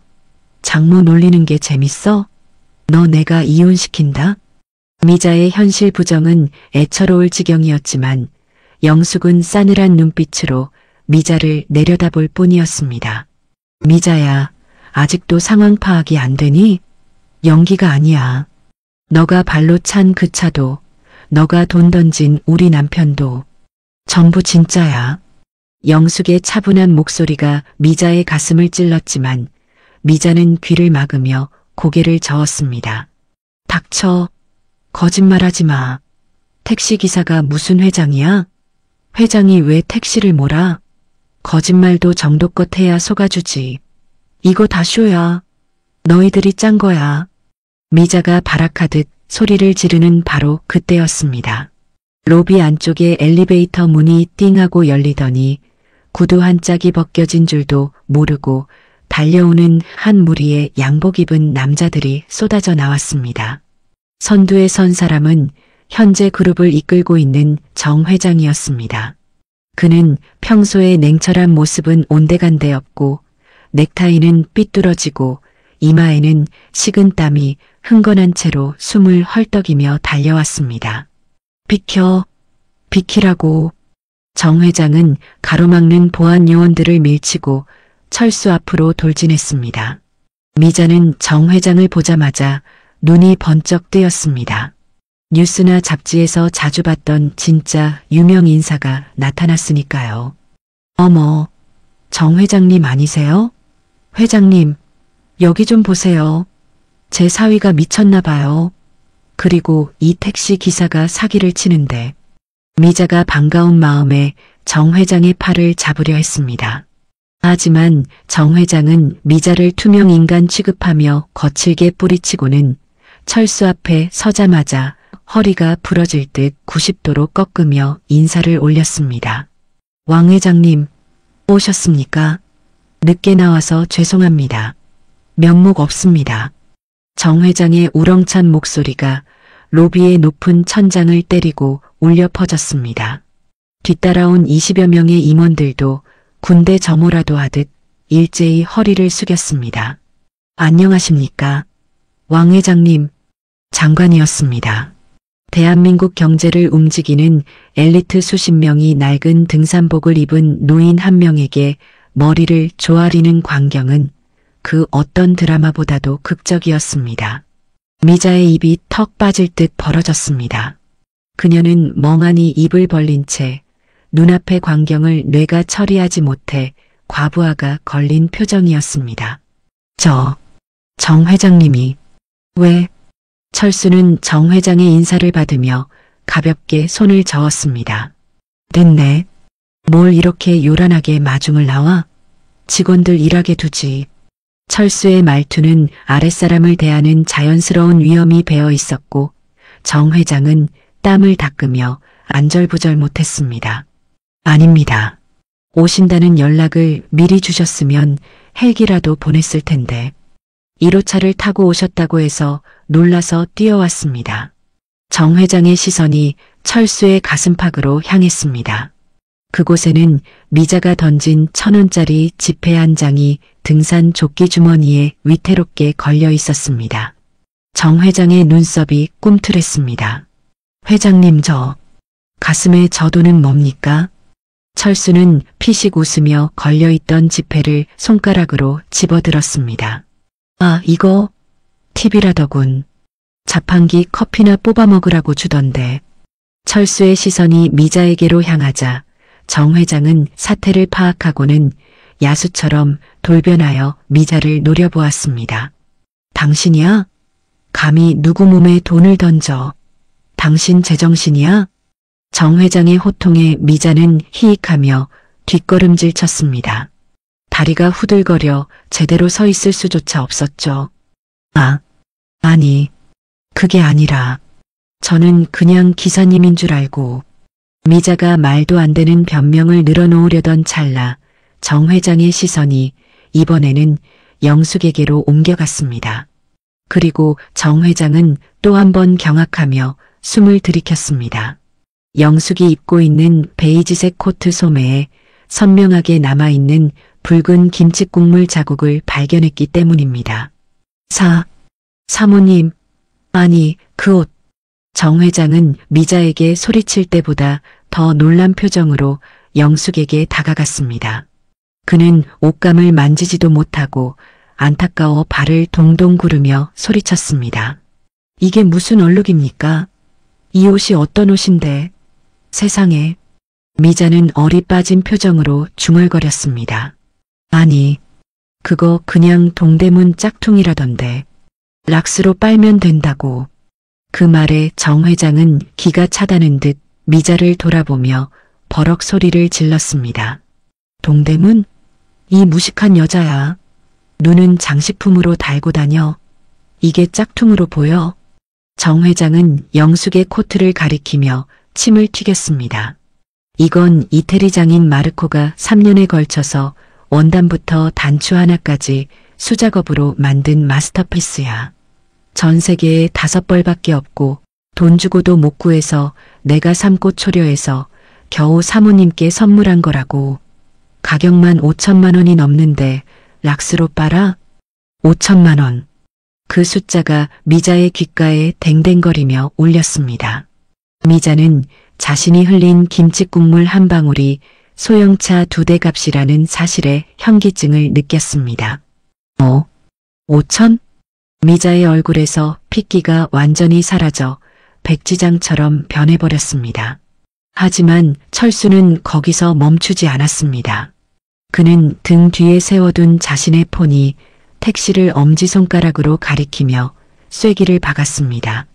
정 회장, 옷은 그렇다 치고 저기 내 차 범퍼 좀 보게. 아까 이 손님이 발로 걷어찼는데 찌그러진 것 같아서 말이야. 정 회장은 택시 범퍼에 찍힌 미자의 뾰족구두 자국을 보고는 뒷목을 잡았습니다. 박물관 1호차를요? 미쳤군, 미쳤어. 저거 복원하는 데만 얼마가 들었는데. 철수는 빙그레 웃으며 그러나 눈빛만은 서늘하게 미자를 내려다보았습니다. 손님, 아까 폐차비 준다고 했지? 견적 한번 뽑아볼까?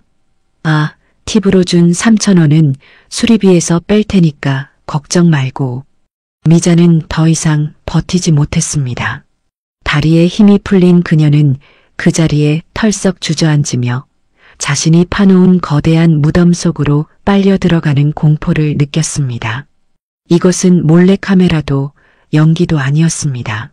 잔인하고도 명백한, 그리고 되돌릴 수 없는 현실이었습니다.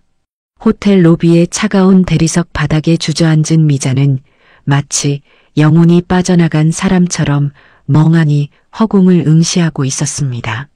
그녀의 뇌는 방금 철수가 뱉은 수리비 20억 원과 정 회장이 외친 5천만 원짜리 옷이라는 숫자를 처리하느라 과부하가 걸려 퓨즈가 끊어진 전구처럼 깜빡거리고 있었으니까요. 주변을 둘러싼 수십 명의 호텔 임직원들이 뿜어내는 서늘한 침묵은 미자의 숨통을 서서히 조여오고 있었습니다. 정 회장은 여전히 분이 풀리지 않는지 씩씩거리며 보안팀장을 향해 호통을 쳤습니다. 보안팀장, 자네 뭐하고 있어? 감히 왕 회장님께 행패를 부리고 기물을 파손한 사람을 그대로 둬? 당장 끌어내지 않고. 정 회장의 불호령에 건장한 보안 요원들이 미자에게 다가가 팔을 잡으려 했습니다. 그러자 미자는 감전된 사람처럼 비명을 지르며 바닥을 기어 정 회장의 바지가랑이를 잡았습니다. 회장님, 제가 몰랐어요. 진짜 몰랐다니까요. 한 번만 봐주세요. 제가 여기 골드 회원인데, 제 사위가 여기 총지배인인데. 미자는 지푸라기라도 잡는 심정으로 바닥에 엎드려 있는 사위 박서방을 쳐다보았습니다. 김서방, 너 왜 그러고 있어? 장모가 지금 끌려나가게 생겼는데 말 좀 해봐. 왕 회장님한테 사정 좀 해보라고. 하지만 박서방은 고개조차 들지 못했습니다. 그는 이미 자신의 운명을 직감한 듯 땀으로 범벅이 된 얼굴을 바닥에 처박은 채 부들부들 떨고 있을 뿐이었죠. 장모를 도우려다가는 자신의 목까지 날아갈 것이 뻔했기에 그는 철저하게 미자를 외면하는 비겁한 선택을 했습니다. 그때 뒷짐을 지고 조용히 상황을 지켜보던 철수가 손을 들어보한 요원들을 제지했습니다. 잠깐, 끌어내는 게 능사가 아니야. 계산할 건 정확히 계산하고 보내드려야지. 철수의 목소리는 낮고 차분했지만 그 안에 담긴 무게감은 천둥 소리보다 더 위압적이었습니다. 철수는 천천히 걸음을 옮겨 미자 앞으로 다가왔습니다. 미자는 철수의 낡은 등산화가 자신의 코앞에 멈추자 본능적으로 몸을 움츠리며 올려다보았습니다. 조금 전까지만 해도 똥차 모는 기사 양반이라고 비웃었던 그 노인이 지금은 감히 눈도 마주칠 수 없는 거대한 산처럼 보였습니다. 철수는 주머니에서 휴대폰을 꺼내 비서실장에게 전화를 걸었습니다. 스피커폰을 통해 비서실장의 또렷한 목소리가 로비에 울려 퍼졌습니다. 네, 회장님. 지시 기다리고 있습니다. 철수는 미자의 눈을 똑바로 응시하며 한마디 한마디 못을 박듯이 또박또박 명령을 내렸습니다. 지금 내 앞에 있는 최미자 씨 그리고 그 직계 가족들 명의까지 전부 조회해서 전산망에 등록해. 어떤 조치로 등록하겠습니까? 그룹 전 계열사 영구 블랙리스트다.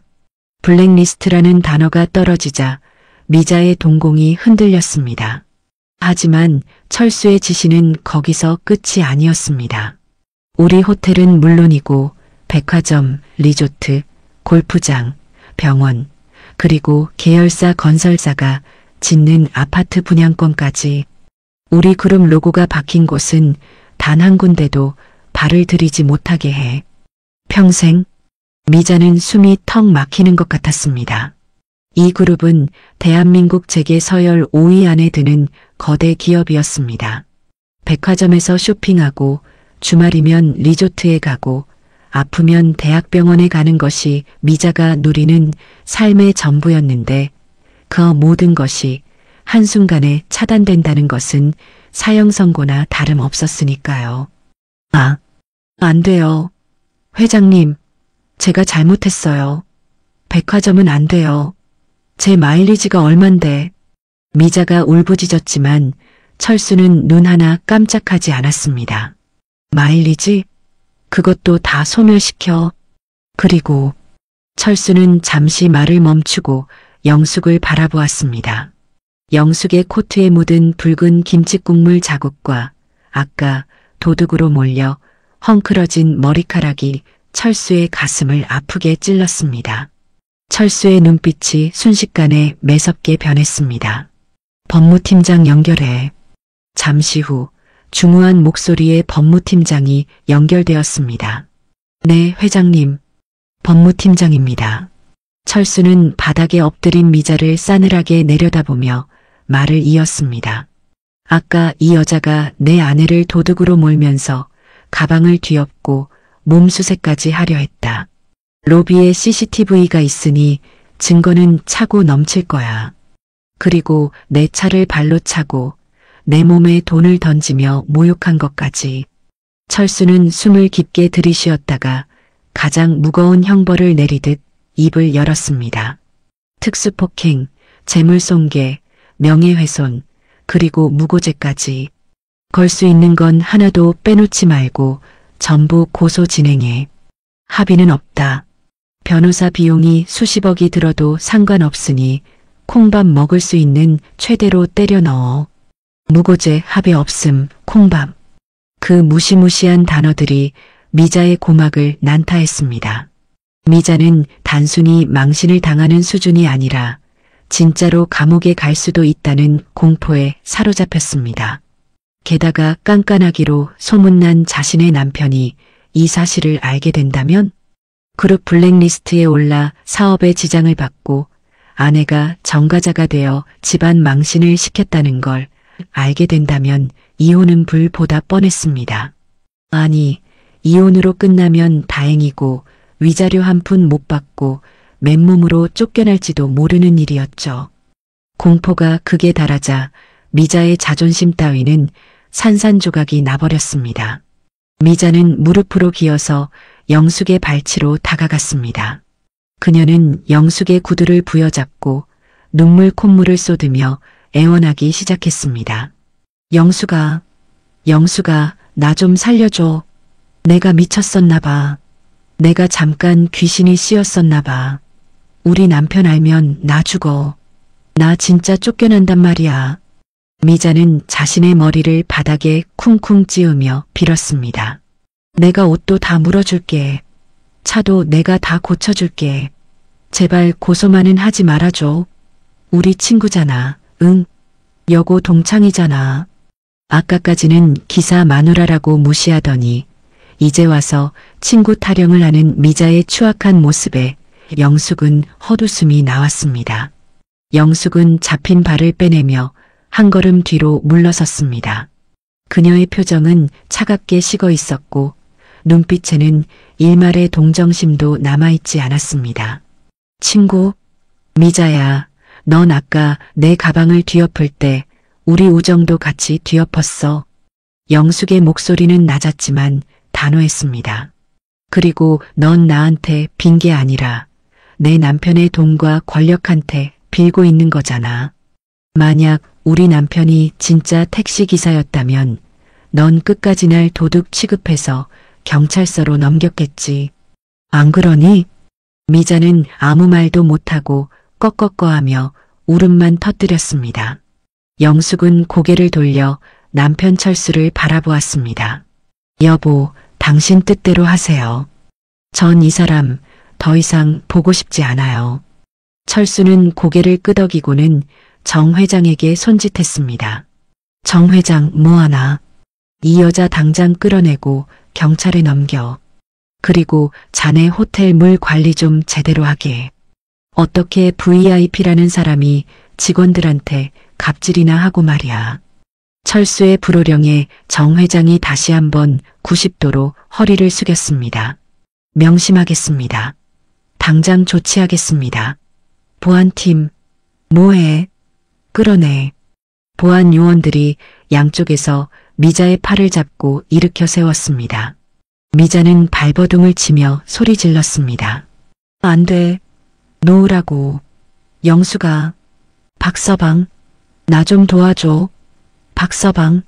미자가 마지막 희망으로 사위를 불렀지만 고개를 돌려 외면했습니다. 그는 이미 장모와의 관계를 정리하고 자신이 살 길을 찾느라 머리를 굴리고 있었으니까요. 미자가 짐짝처럼 질질 끌려나가면서 지르는 비명소리가 로비에 처량하게 울려 퍼졌습니다.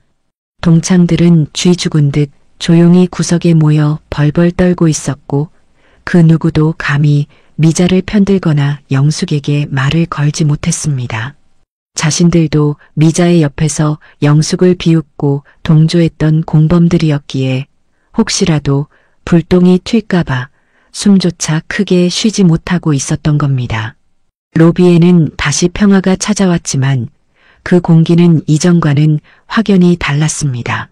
모두가 철수와 영숙을 경외의 눈빛으로 바라보고 있었으니까요. 철수는 씁쓸한 표정으로 혀를 차며 아직 바닥에 엎드려 있는 박서방을 내려다보았습니다. 박지배인. 철수의 부름에 박서방이 화들짝 놀라며 고개를 들었습니다.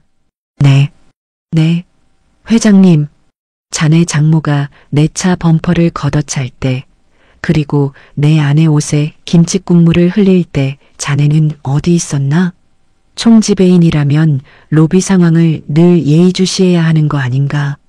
철수의 날카로운 지적에 박서방은 다시 이마를 바닥에 찧었습니다. 죄송합니다. 시정하겠습니다. 시정할 기회가 있을지는 모르겠군. 인사팀에서 자네 거취에 대해 논의가 있을 거야. 마음에 준비하게. 철수의 그 한마디는 박서방에게 사형 선고나 다름없었습니다. 박서방은 다리에 힘이 풀려 그대로 바닥에 주저앉았고 그 모습을 본 영숙은 조용히 남편의 팔을 잡았습니다. 여보, 그만 가요. 머리 아파요. 그래, 갑시다. 내 차는 술이 맡겨야 하니 다른 차를 불러야겠군. 그때 정 회장이 잽싸게 끼어들었습니다. 회장님, 제가 타던 리무진이 대기 중입니다. 그걸로 모시겠습니다. 그리고 사모님 옷은 제가 책임지고 이태리 본사에 보내서 복원해 오겠습니다. 철수는 영숙을 바라보며 빙그레 웃었습니다. 임자, 들었지? 옷은 걱정 말라네. 자, 갑시다. 철수는 그 투박하고 거친 손으로 영숙의 손을 꽉 잡았습니다. 미자가 더럽다고 피했던 그 손이었지만 영숙에게는 세상에서 가장 든든하고 따뜻한 손이었습니다.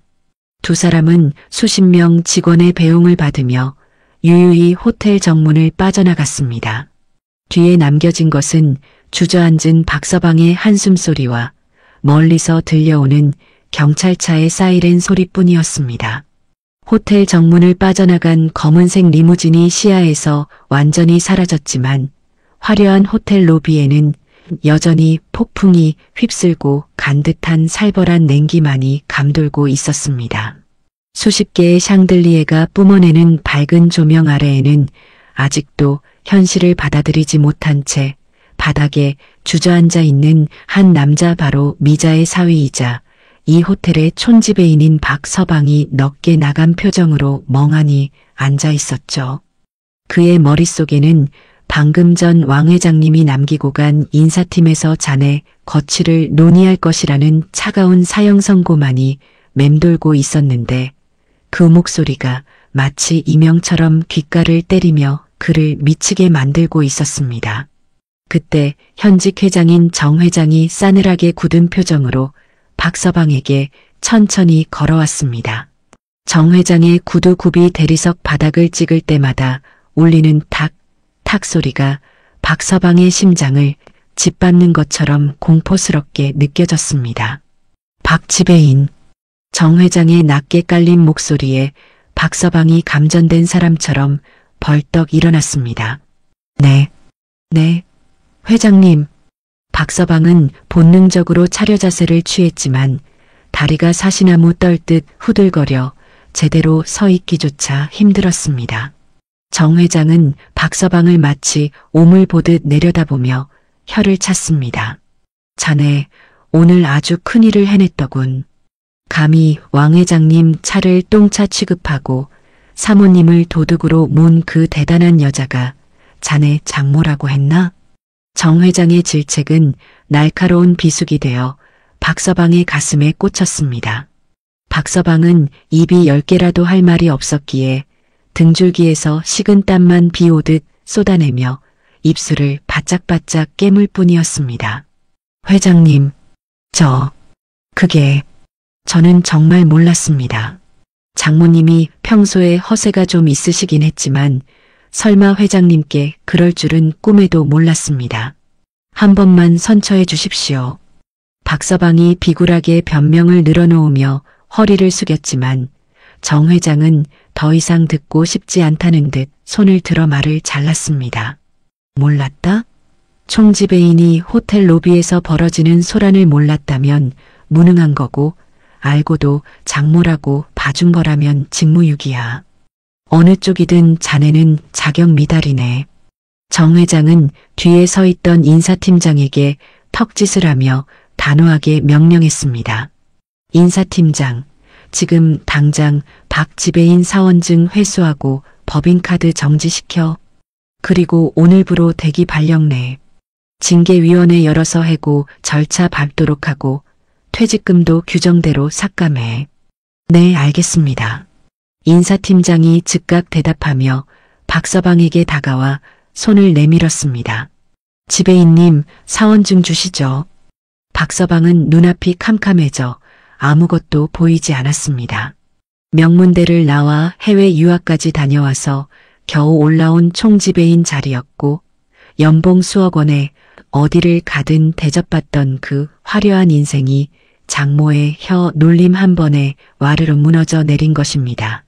이대로 쫓겨나면 동종업계 재취업은 불가능했고 평생 쌓아온 커리어는 쓰레기통에 처박히게 될 운명이었습니다. 회장님, 제발 한 번만 기회를 주십시오. 제가 장모님하고 연을 끊겠습니다. 이혼이라도 하겠습니다. 제발요. 박서방이 체면도 버리고 정 회장의 바짓가랑이를 잡고 매달렸지만 정 회장은 가차없이 발을 빼며 돌아섰습니다. 추하군. 끌어내. 보안 요원들이 박서방의 양팔을 잡고 로비 밖으로 짐짝처럼 질질 끌고 나갔습니다. 박서방은 끌려나가면서도 악에 받친 목소리로 고래고래 소리를 질렀습니다. 장모님, 아우, 내가 미쳤지. 저런 여자를 장모라고. 내 인생 물어내. 당신 때문에 내가 망했어. 내 인생 물어내란 말이야. 그의 처절한 절규는 호텔 자동문이 닫히며 허무하게 끊겼고 로비에 있던 직원들은 그 모습을 보며 혀를 찼습니다. 한편 같은 시각 관할 경찰서 형사과 조사실의 풍경은 더욱 처참했습니다. 미자는 화려했던 밍크 코트가 반쯤 벗겨진 채 헝클어진 머리와 번진 화장으로 초라한 몰골을 하고 철제 의자에 앉아 있었습니다. 조사실 특유의 차가운 공기와 퀴퀴한 냄새가 미자의 코를 찔렀고 형광등 불빛은 너무나도 시려서 눈을 뜰 수조차 없었죠. 조사를 맡은 김 형사는 미자가 저지른 혐의들이 빼곡히 적힌 조서를 넘기며 기가 차다는 듯 헛웃음을 터뜨렸습니다.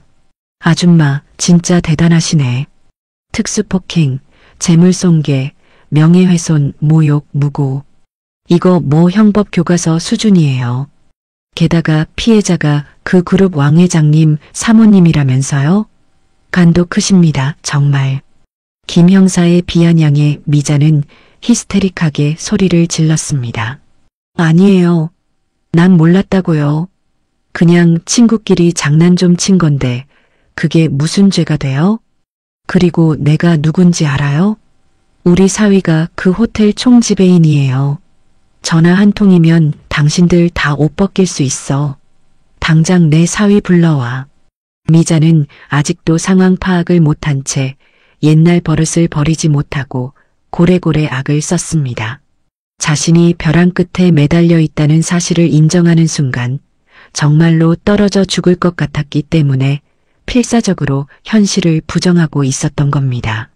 김 형사는 피식 웃으며 자신의 스마트폰을 꺼내 미자의 눈앞에 들이밀었습니다. 아, 그 총지배인 사위분이요? 지금 인터넷 실시간 검색어 1위던데 아직 모르셨나 보네. 미자는 떨리는 눈으로 스마트폰 화면을 들여다보았습니다. 화면에는 대기업 명예회장에게 행패 부린 총지배인 장모 충격이라는 자극적인 제목의 속보가 대문짝만하게 떠 있었습니다. 그뿐만이 아니었습니다. 호텔 측 해당 총지배인 즉각 해고, 조치 및 무관용 원칙 적용이라는 후속 기사까지 실시간으로 올라오고 있었죠. 기사 제목을 읽어내려가는 미자의 손이 사시나무 떨듯 격렬하게 떨리기 시작했습니다. 해고. 미자의 입술이 파르르 떨렸습니다. 믿었던 동아줄, 자신의 유일한 자랑거리였던 사위가 자신 때문에 잘렸다는 소식은 감옥에 가는 것보다 더 큰 충격이었습니다. 이제 집안에서 자신의 편은 아무도 없게 된 것이며 딸의 인생까지 망쳐버렸다는 죄책감보다는 앞으로 닥칠 비난이 더 두려웠습니다. 그때 조사실 문이 벌컥 열리며 미자의 남편이 들어왔습니다. 평소에는 점잖고 말수적던 남편이었지만 지금 그의 얼굴은 분노로 시뻘겋게 달아올라 있었고 눈에는 핏발이 서 있었습니다. 미자는 남편을 보자마자 반가움에 눈물을 터뜨리며 자리에서 일어났습니다. 여보, 나 좀 꺼내줘. 얘네들이 나한테 말도 안 되는 누명을 씌워서. 짝! 미자의 말이 채 끝나기도 전에 남편의 거친 손바닥이 미자의 뺨을 후려쳤습니다. 조사실 안이 쩌렁쩌렁 울릴 정도로 강한 손찌검이었고 미자는 비명도 지르지 못한 채 바닥에 나뒹굴었습니다. 결혼 생활 40년 동안 큰 소리 한 번 낸 적 없던 남편이었기에 미자는 뺨을 맞은 고통보다 충격으로 인해 멍한 표정으로 남편을 올려다보았습니다. 이 여편네가 진짜 미쳤나? 당신 때문에 사위놈 잘리고 내 사업장까지 세무조사 들어온다는 소문이 파다해. 집안을 아주 쑥대밭으로 만들 작정이야? 남편의 고함 소리에 미자는 그제야 사태의 심각성을 뼛속 깊이 실감했습니다. 철수가 선언했던 그룹 블랙리스트의 여파는 생각보다 훨씬 빠르고 강력하게 미자의 숨통을 조여오고 있었던 겁니다. 미자의 직계 가족이 운영하는 사업체까지 영향이 미치기 시작했고 거래처들이 줄줄이 계약을 해지하겠다는 통보를 보내오고 있었습니다. 여보, 나 몰랐어. 진짜 몰랐어. 한 번만 살려줘. 미자가 남편의 바짓단을 잡고 울먹였지만 남편은 매몰차게 발을 빼며 차갑게 내뱉었습니다. 변호사? 꿈도 꾸지 마. 내 돈으로 당신 콩밥 먹는 거 막아줄 생각 추호도 없으니까. 당신이 저지른 짓 당신이 몸으로 때워. 그리고 나오면 바로 이혼 도장 찍을 준비나 해. 이혼? 미자의 눈이 공포로 확장되었습니다. 그래, 이혼이야. 위자료는커녕 당신 명의로 된 재산까지 다 압류당할 판국에 무슨 염치로 같이 살겠어? 내 집에 다시는 발 들릴 생각하지 마. 남편은 뒤도 돌아보지 않고 조사실을 나가버렸습니다. 여보, 가지 마. 나 무서워. 여보. 미자가 절규하며 뒤따라가려 했지만 김 형사가 앞을 가로막으며 의자에 다시 앉혔습니다. 자, 앉으세요. 조사는 이제 시작입니다. 혐의가 하도 많아서 오늘 밤새워도 모자라겠네. 남편분은 가셨으니 이제 사실대로 털어놓으시죠. 철창 밖으로 남편의 뒷모습이 완전히 사라지자 미자는 그제야 바닥에 주저앉아 짐승처럼 통곡했습니다. 아이고, 내가 미쳤지. 내가 왜 그랬을까? 자신이 영숙에게 주었던 모욕과 멸시가 부메랑이 되어 자신의 가정, 가족, 그리고 인생 전체를 산산조각 내고 있다는 것을 뼈저리게 깨달은 것입니다. 하지만 후회는 언제나 늦은 법이죠. 차가운 조사실 바닥에서 미자는 영숙이 입었던 베이지색 코트가 떠올랐습니다. 자신이 고의로 김칫국물을 쏟았던 그 옷처럼 자신의 인생에도 지울 수 없는 빨간 줄이 그어지고 있었고, 이제는 아무리 발버둥 쳐도 되돌릴 수 없다는 절망감이 밀려왔습니다. 미자는 차가운 수갑이 채워진 자신의 손목을 내려다보며 영숙의 남편 철수가 보여주었던 그 투박하지만 당당했던 손을 떠올렸습니다. 자신은 그 손을 더럽다고 비웃었지만 정작 더러운 것은 돈에 눈이 멀어 친구를 팔아먹고 가족까지 망친 자기 자신의 손이었다는 것을 이제야 알게 된 것입니다. 조사실의 밤은 길었고 미자의 흐느낌 소리는 밤새도록 멈추지 않았습니다. 해시태그 섹션 9 21억 원의 청구서. 경찰 조사를 마치고 나온 미자가 마주한 현실은 유치장의 차가운 바닥보다 더 냉혹하고 잔인했습니다. 미자의 손에 쥐어진 것은 따뜻한 두부 한 모가 아니라 그룹 법무팀에서 보낸 두툼한 등기 우편물이었기 때문입니다. 떨리는 손으로 봉투를 뜯자 그 안에는 손해배상 청구서라는 무시무시한 제목의 서류가 들어 있었습니다. 미자는 난시가 심해진 눈을 비비며 청구 금액란을 확인했는데 그곳에 적힌 숫자를 읽는 순간 심장이 멎는 것만 같았습니다. 21억 원. 미자는 자신의 눈을 의심하며 손가락으로 동그라미의 개수를 하나하나 세어보았지만 숫자는 변하지 않는 현실이었습니다. 청구 내역은 숨이 막힐 정도로 구체적이고 치밀했습니다. 첫 번째 항목은 차량 수리 및 복원 비용으로 무려 15억 원이 책정되어 있었습니다. 단순한 수리가 아니라 1975년식 포니 원 창업 1호차를 원형 그대로 복원하기 위해 이탈리아의 클래식카 전문장인들을 초빙하고 단종된 부품의 금형을 새로 제작하는 비용까지 모두 포함된 금액이었기 때문입니다.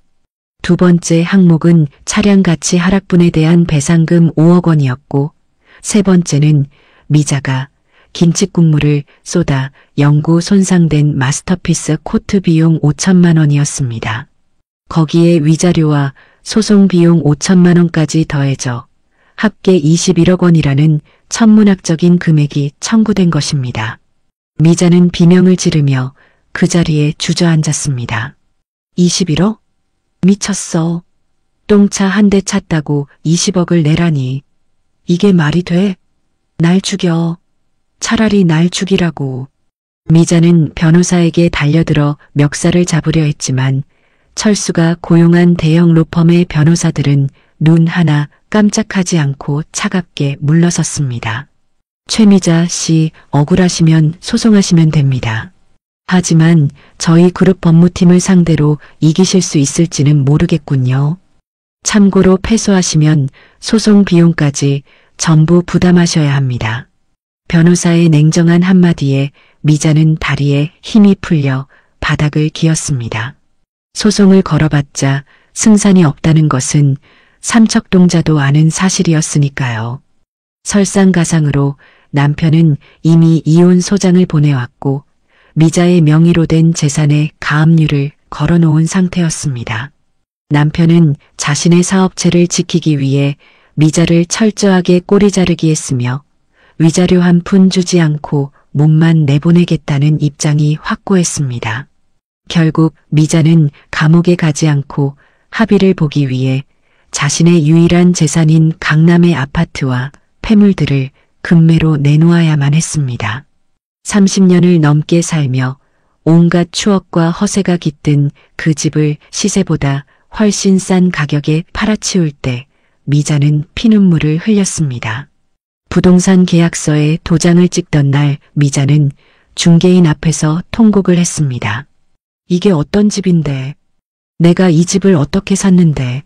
하지만 중개인은 혀를 차며 싸늘하게 말했죠. 사모님, 지금 우실 때가 아니에요. 금매로 팔아도 배상금 갚고 나면 남는 게 거의 없으시다면서요. 얼른 짐이나 빼세요. 새 주인 들어오십니다. 모든 빚을 청산하고 난 미자의 수중에 남은 돈은 고작 보증금 500만 원에 월세 30만 원짜리 단칸방을 구할 돈뿐이었습니다. 일주일 후 서울 외곽의 허름한 주택가 골목길. 화려한 밍크 코트를 입고 호텔 로비를 누비던 미자의 모습은 온데간데 없고 보풀이 인 낡은 추리닝 바람에 초라한 노파가 이삿짐 트럭에서 짐을 내리고 있었습니다. 미자가 새로 살게 된 곳은 반지하 단칸방이었습니다. 곰팡이 냄새가 퀴퀴하게 풍기는 좁은 방에 들어서자 천장 구석에는 거미줄이 쳐져 있고 장판은 누렇게 들떠 있었습니다. 미자는 짐을 풀 생각도 하지 못한 채 차가운 방바닥에 털썩 주저앉았습니다. 창문 밖으로 지나가는 사람들의 발만 보이는 그곳에서 미자는 자신이 그토록 무시했던 바닥 인생이 바로 자신의 현실이 되었음을 뼈저리게 실감했습니다. 어쩌다 내가 이렇게 됐을까? 미자는 가방에서 주섬주섬 먹다 남은 빵 조각을 꺼내 들었습니다. 호텔 뷔페에서 최고급 스테이크를 썰며 고기가 질기네. 어쩌네 하며 타박하던 자신이 이제는 편의점 폐기빵 하나에도 감사해야 하는 처지가 된 것입니다. 목이 메어 빵이 넘어가지 않자 미자는 수돗물을 틀어 벌컥벌컥 마셨습니다. 그때 얇은 벽 너머로 옆집 사람들의 대화 소리가 들려왔습니다. 자기야, 뉴스 봤어? 그 호텔 갑질려 있잖아. 집도 팔고 쫄딱 망해서 쫓겨났대. 잘 됐네. 남의 눈에 눈물 나게 하면 제 눈에는 피눈물 나는 법이지. 꼴 좋다. 자신을 욕하는 소리를 들으며 미자는 이불을 뒤집어 쓰고 소리 죽여 울었습니다. 세상 모든 사람이 자신을 손가락질하고 있었고 도와줄 가족도 친구도 돈도 없는 철저한 고립무원이었습니다. 그 시각 서울 시내의 한 도로는 따스한 햇살이 내리쬐고 있었습니다. 그리고 그 도로 위를 마치 시간을 거스른 듯한 아름다운 녹색 자동차 한 대가 미끄러지듯 달리고 있었죠. 이탈리아 장인들의 손길로 완벽하게 복원된 김철수 회장의 폰이 원 택시였습니다. 운전석에는 철수가, 조수석에는 영숙이 앉아 있었는데 두 사람의 얼굴에는 세상을 다 가진 듯한 평온함과 행복이 가득했습니다. 철수가 핸들을 잡으며 껄껄 웃었습니다. 임자, 차가 전보다 더 잘 나가는 것 같지 않아? 수리비가 비싸긴 했지만 돈값 하네. 영숙은 깨끗하게 복원된 하지만 김치국물 자국이 있던 소매 부분에 예쁜 자수가 놓인 자신의 베이지색 코트를 쓰다듬으며 미소 지었습니다. 정 회장이 이태리 본사로 보내 얼룩을 지우고 그 위에 작은 꽃무늬 자수를 놓아 세상에 단 하나뿐인 옷으로 재탄생시켜 온 것이었죠. 그러게 말이에요. 당신도 참 그깟 차가 뭐라고 그렇게 큰 돈을 들여요. 미자가 믿긴 해도 너무 가혹하신 거 아니에요? 영숙이 짐짓 타박하는 척하자 철수는 백미러를 보며 윙크를 했습니다. 가혹하긴. 그 사람한테는 돈이 목숨보다 중요한 거 아니었나? 가장 소중한 걸 잃어봐야 정신을 차리는 법이지. 그리고 그 돈 내가 썼나? 우리 장학재단에 전액 기부했잖아. 가난한 학생들 돕는 데 쓰이면 그게 더 좋은 일이지.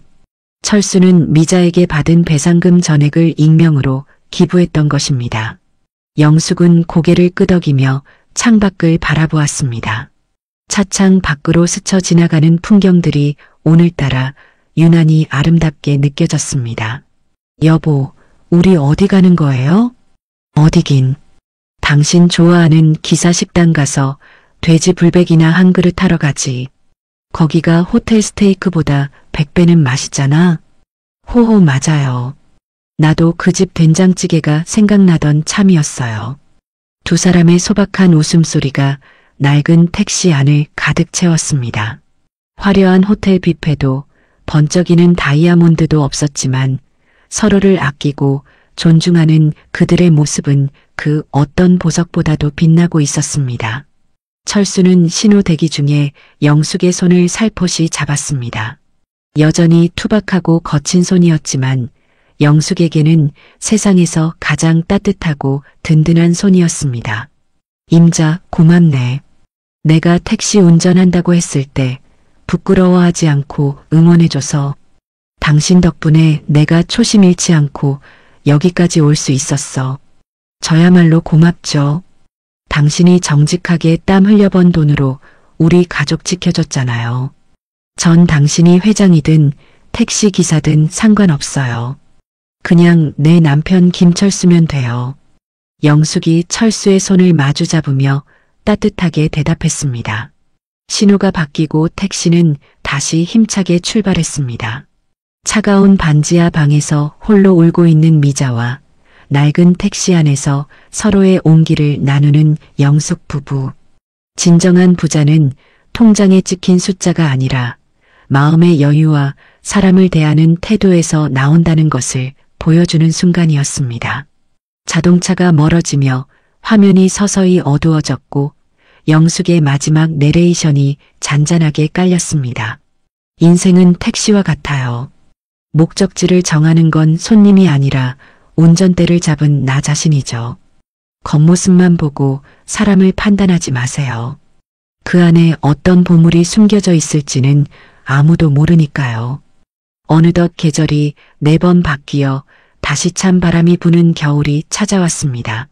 서울의 한 허름한 기사식당 주방에서는 고무장갑을 낀 늙은 여인이 산더미처럼 쌓인 설거지통 앞에서 씨름을 하고 있었습니다. 한때는 호텔 로비에서 손가락 하나로 직원을 부리며 떵떵거렸던 최미자였지만 지금 그녀의 손에 들린 것은 최고급 와인잔이 아니라 기름때가 잔뜩 낀 뚝배기 그릇이었습니다. 미자는 차가운 수돗물에 퉁퉁 불어 터져 갈라진 자신의 손등을 내려다보며 깊은 한숨을 내쉬었습니다. 1년 전 철수의 거친 손을 보며 더럽다, 기름 냄새 난다고 비웃었던 자신의 입을 꿰매버리고 싶은 심정이었죠. 이제는 자신이 그토록 경멸하던 남의 밥상 치우는 일을 하지 않으면 당장 입에 풀칠조차 할 수 없는 처참한 신세가 되었으니까요. 아줌마, 여기 뚝배기 안 닦였잖아. 세제 아껴? 똑바로 안 해? 식당 주인의 카랑카랑한 불호령이 떨어지자 미자는 화들짝 놀라며 허리를 굽신거렸습니다. 죄송합니다. 다시 닦겠습니다. 예전 같았으면 내가 누군지 알아? 하며 눈을 부라리고 난리를 쳤겠지만 지금의 미자에게 자존심이란 사치스러운 장식품에 불과했습니다. 21억 원이라는 막대한 빚을 갚기 위해 강남 아파트를 금매로 넘기고 폐물이며 명품 가방까지 헐값에 팔아치웠음에도 빚은 산더미처럼 남아있었습니다. 설상가상으로 사위와 딸에게까지 의절당하고 남편에게는 이혼 소송을 당해 위자료 한 푼 못 받고 빈털터리로 쫓겨난 그녀에게 남은 것은 오직 뼈저린 후회뿐이었습니다. 미자는 설거지를 마치고 젖은 앞치마를 벗으며 식당 구석진 자리에 쭈그리고 앉아 늦은 점심을 먹었습니다. 식은 밥에 김치 몇 조각이 전부였지만 그마저도 목이 메어 잘 넘어가지 않았습니다. 식당 벽에 걸린 텔레비전에서는 연말 불우이웃 돕기 뉴스가 흘러나오고 있었는데 화면 속에 너무나도 익숙한 얼굴이 스쳐 지나갔습니다. 아나운서의 목소리가 식당 안에 울려 퍼졌습니다. 화제의 인물입니다. 김철수 명예회장이 사제 20억 원을 익명으로 기부하여 훈훈한 감동을 주고 있습니다. 이는 노블레스 오블리주의 진정한 실천이라며 화면 속의 철수는 여전히 그 낡은 등산복 차림으로 연탄 배달 봉사를 하며 어린아이처럼 환하게 웃고 있었습니다. 그리고 그 옆에는 베이지색 코트 소매에 예쁜 꽃 자수가 놓인 옷을 입은 영숙이 남편의 이마에 맺힌 땀을 닦아주고 있었죠. 미자는 텔레비전 화면을 멍하니 바라보다가 참았던 눈물을 밥그릇 위로 뚝뚝 떨어뜨렸습니다. 자신이 낸 배상금 20억 원이 저렇게 좋은 일에 쓰이고 있다는 사실이 역설적이게도 미자를 더 비참하고 부끄럽게 만들었습니다. 나는 대체 뭘 위해 그렇게 악을 쓰며 살았을까?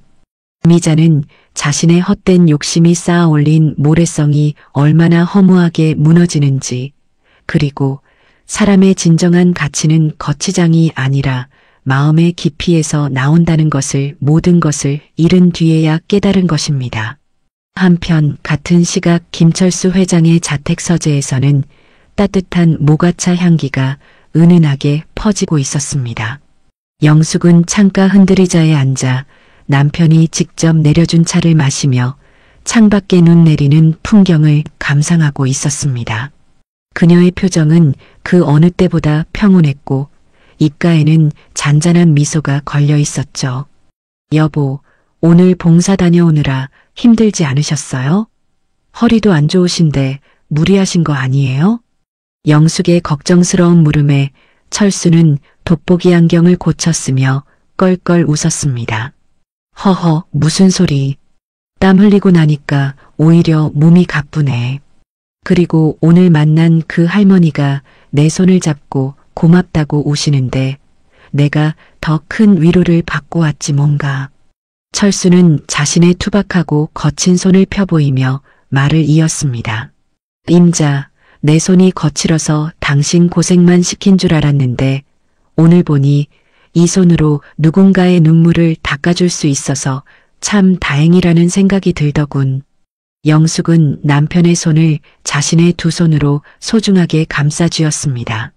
1년 전 미자가 팁을 던지며 더럽다고 모욕했던 바로 그 손이었지만 영숙에게는 세상 그 어떤 보석보다 빛나고 아름다운 손이었습니다. 당신 손은 기적의 손이에요. 회사를 일으켰고 가족을 지켰고 이제는 이웃을 살리고 있잖아요. 전 당신이 왕회장이어서가 아니라 이렇게 따뜻한 마음을 가진 사람이어서 존경해요. 두 사람은 서로를 마주보며 따뜻한 눈빛을 교환했습니다. 부부의 대화는 화려하지 않았지만 그 안에는 40년 세월을 함께 견뎌온 단단한 신뢰와 사랑이 묵직하게 담겨 있었습니다. 그날 저녁 영숙의 휴대폰으로 메시지 알림음이 울렸습니다. 영숙이 화면을 확인하자 발신자 이름에 동창의 총무가 떠 있었습니다. 영숙은 잠시 망설이다가 메시지를 확인했습니다. 화면에는 총무가 보낸 장문의 사과와 초대의 글이 적혀 있었습니다. 영숙아, 잘 지내지? 라는 안부로 시작된 메시지는 이번 연말 모임은 부담스러운 호텔이 아니라 시골 보리밥집에서 하기로 했다는 내용이었습니다. 그리고 부담 없이 와서 따뜻한 밥 한 끼 같이 하자는 말과 함께 다들 너를 보고 싶어 한다는 진심 어린 문장으로 끝을 맺고 있었죠. 한때 미자의 위세에 눌려 영숙을 외면하고 방관했던 친구들이었지만 미자가 몰락하고 진실이 밝혀지자 부끄러움을 무릅쓰고 조심스럽게 화해의 손길을 내민 것입니다. 영숙은 휴대폰을 가만히 내려다보다가 짧지만 진심을 담아 답장을 적어 내려갔습니다. 그래, 갈게. 따뜻한 밥 한 끼 같이 먹자. 라고 말이죠. 영숙은 과거의 상처에 얽매여 사람을 미워하고 배척하기보다는 넉넉한 마음으로 용서하고 포용하는 길을 택했습니다. 그것이 남편 철수가 평생 행동으로 보여준 진정한 부자의 품격이었으니까요. 일주일 후 김이 모락모락 나는 보리밥집에서 열린 동창회는 그 어느 때보다 소박하지만 웃음이 끊이지 않았습니다.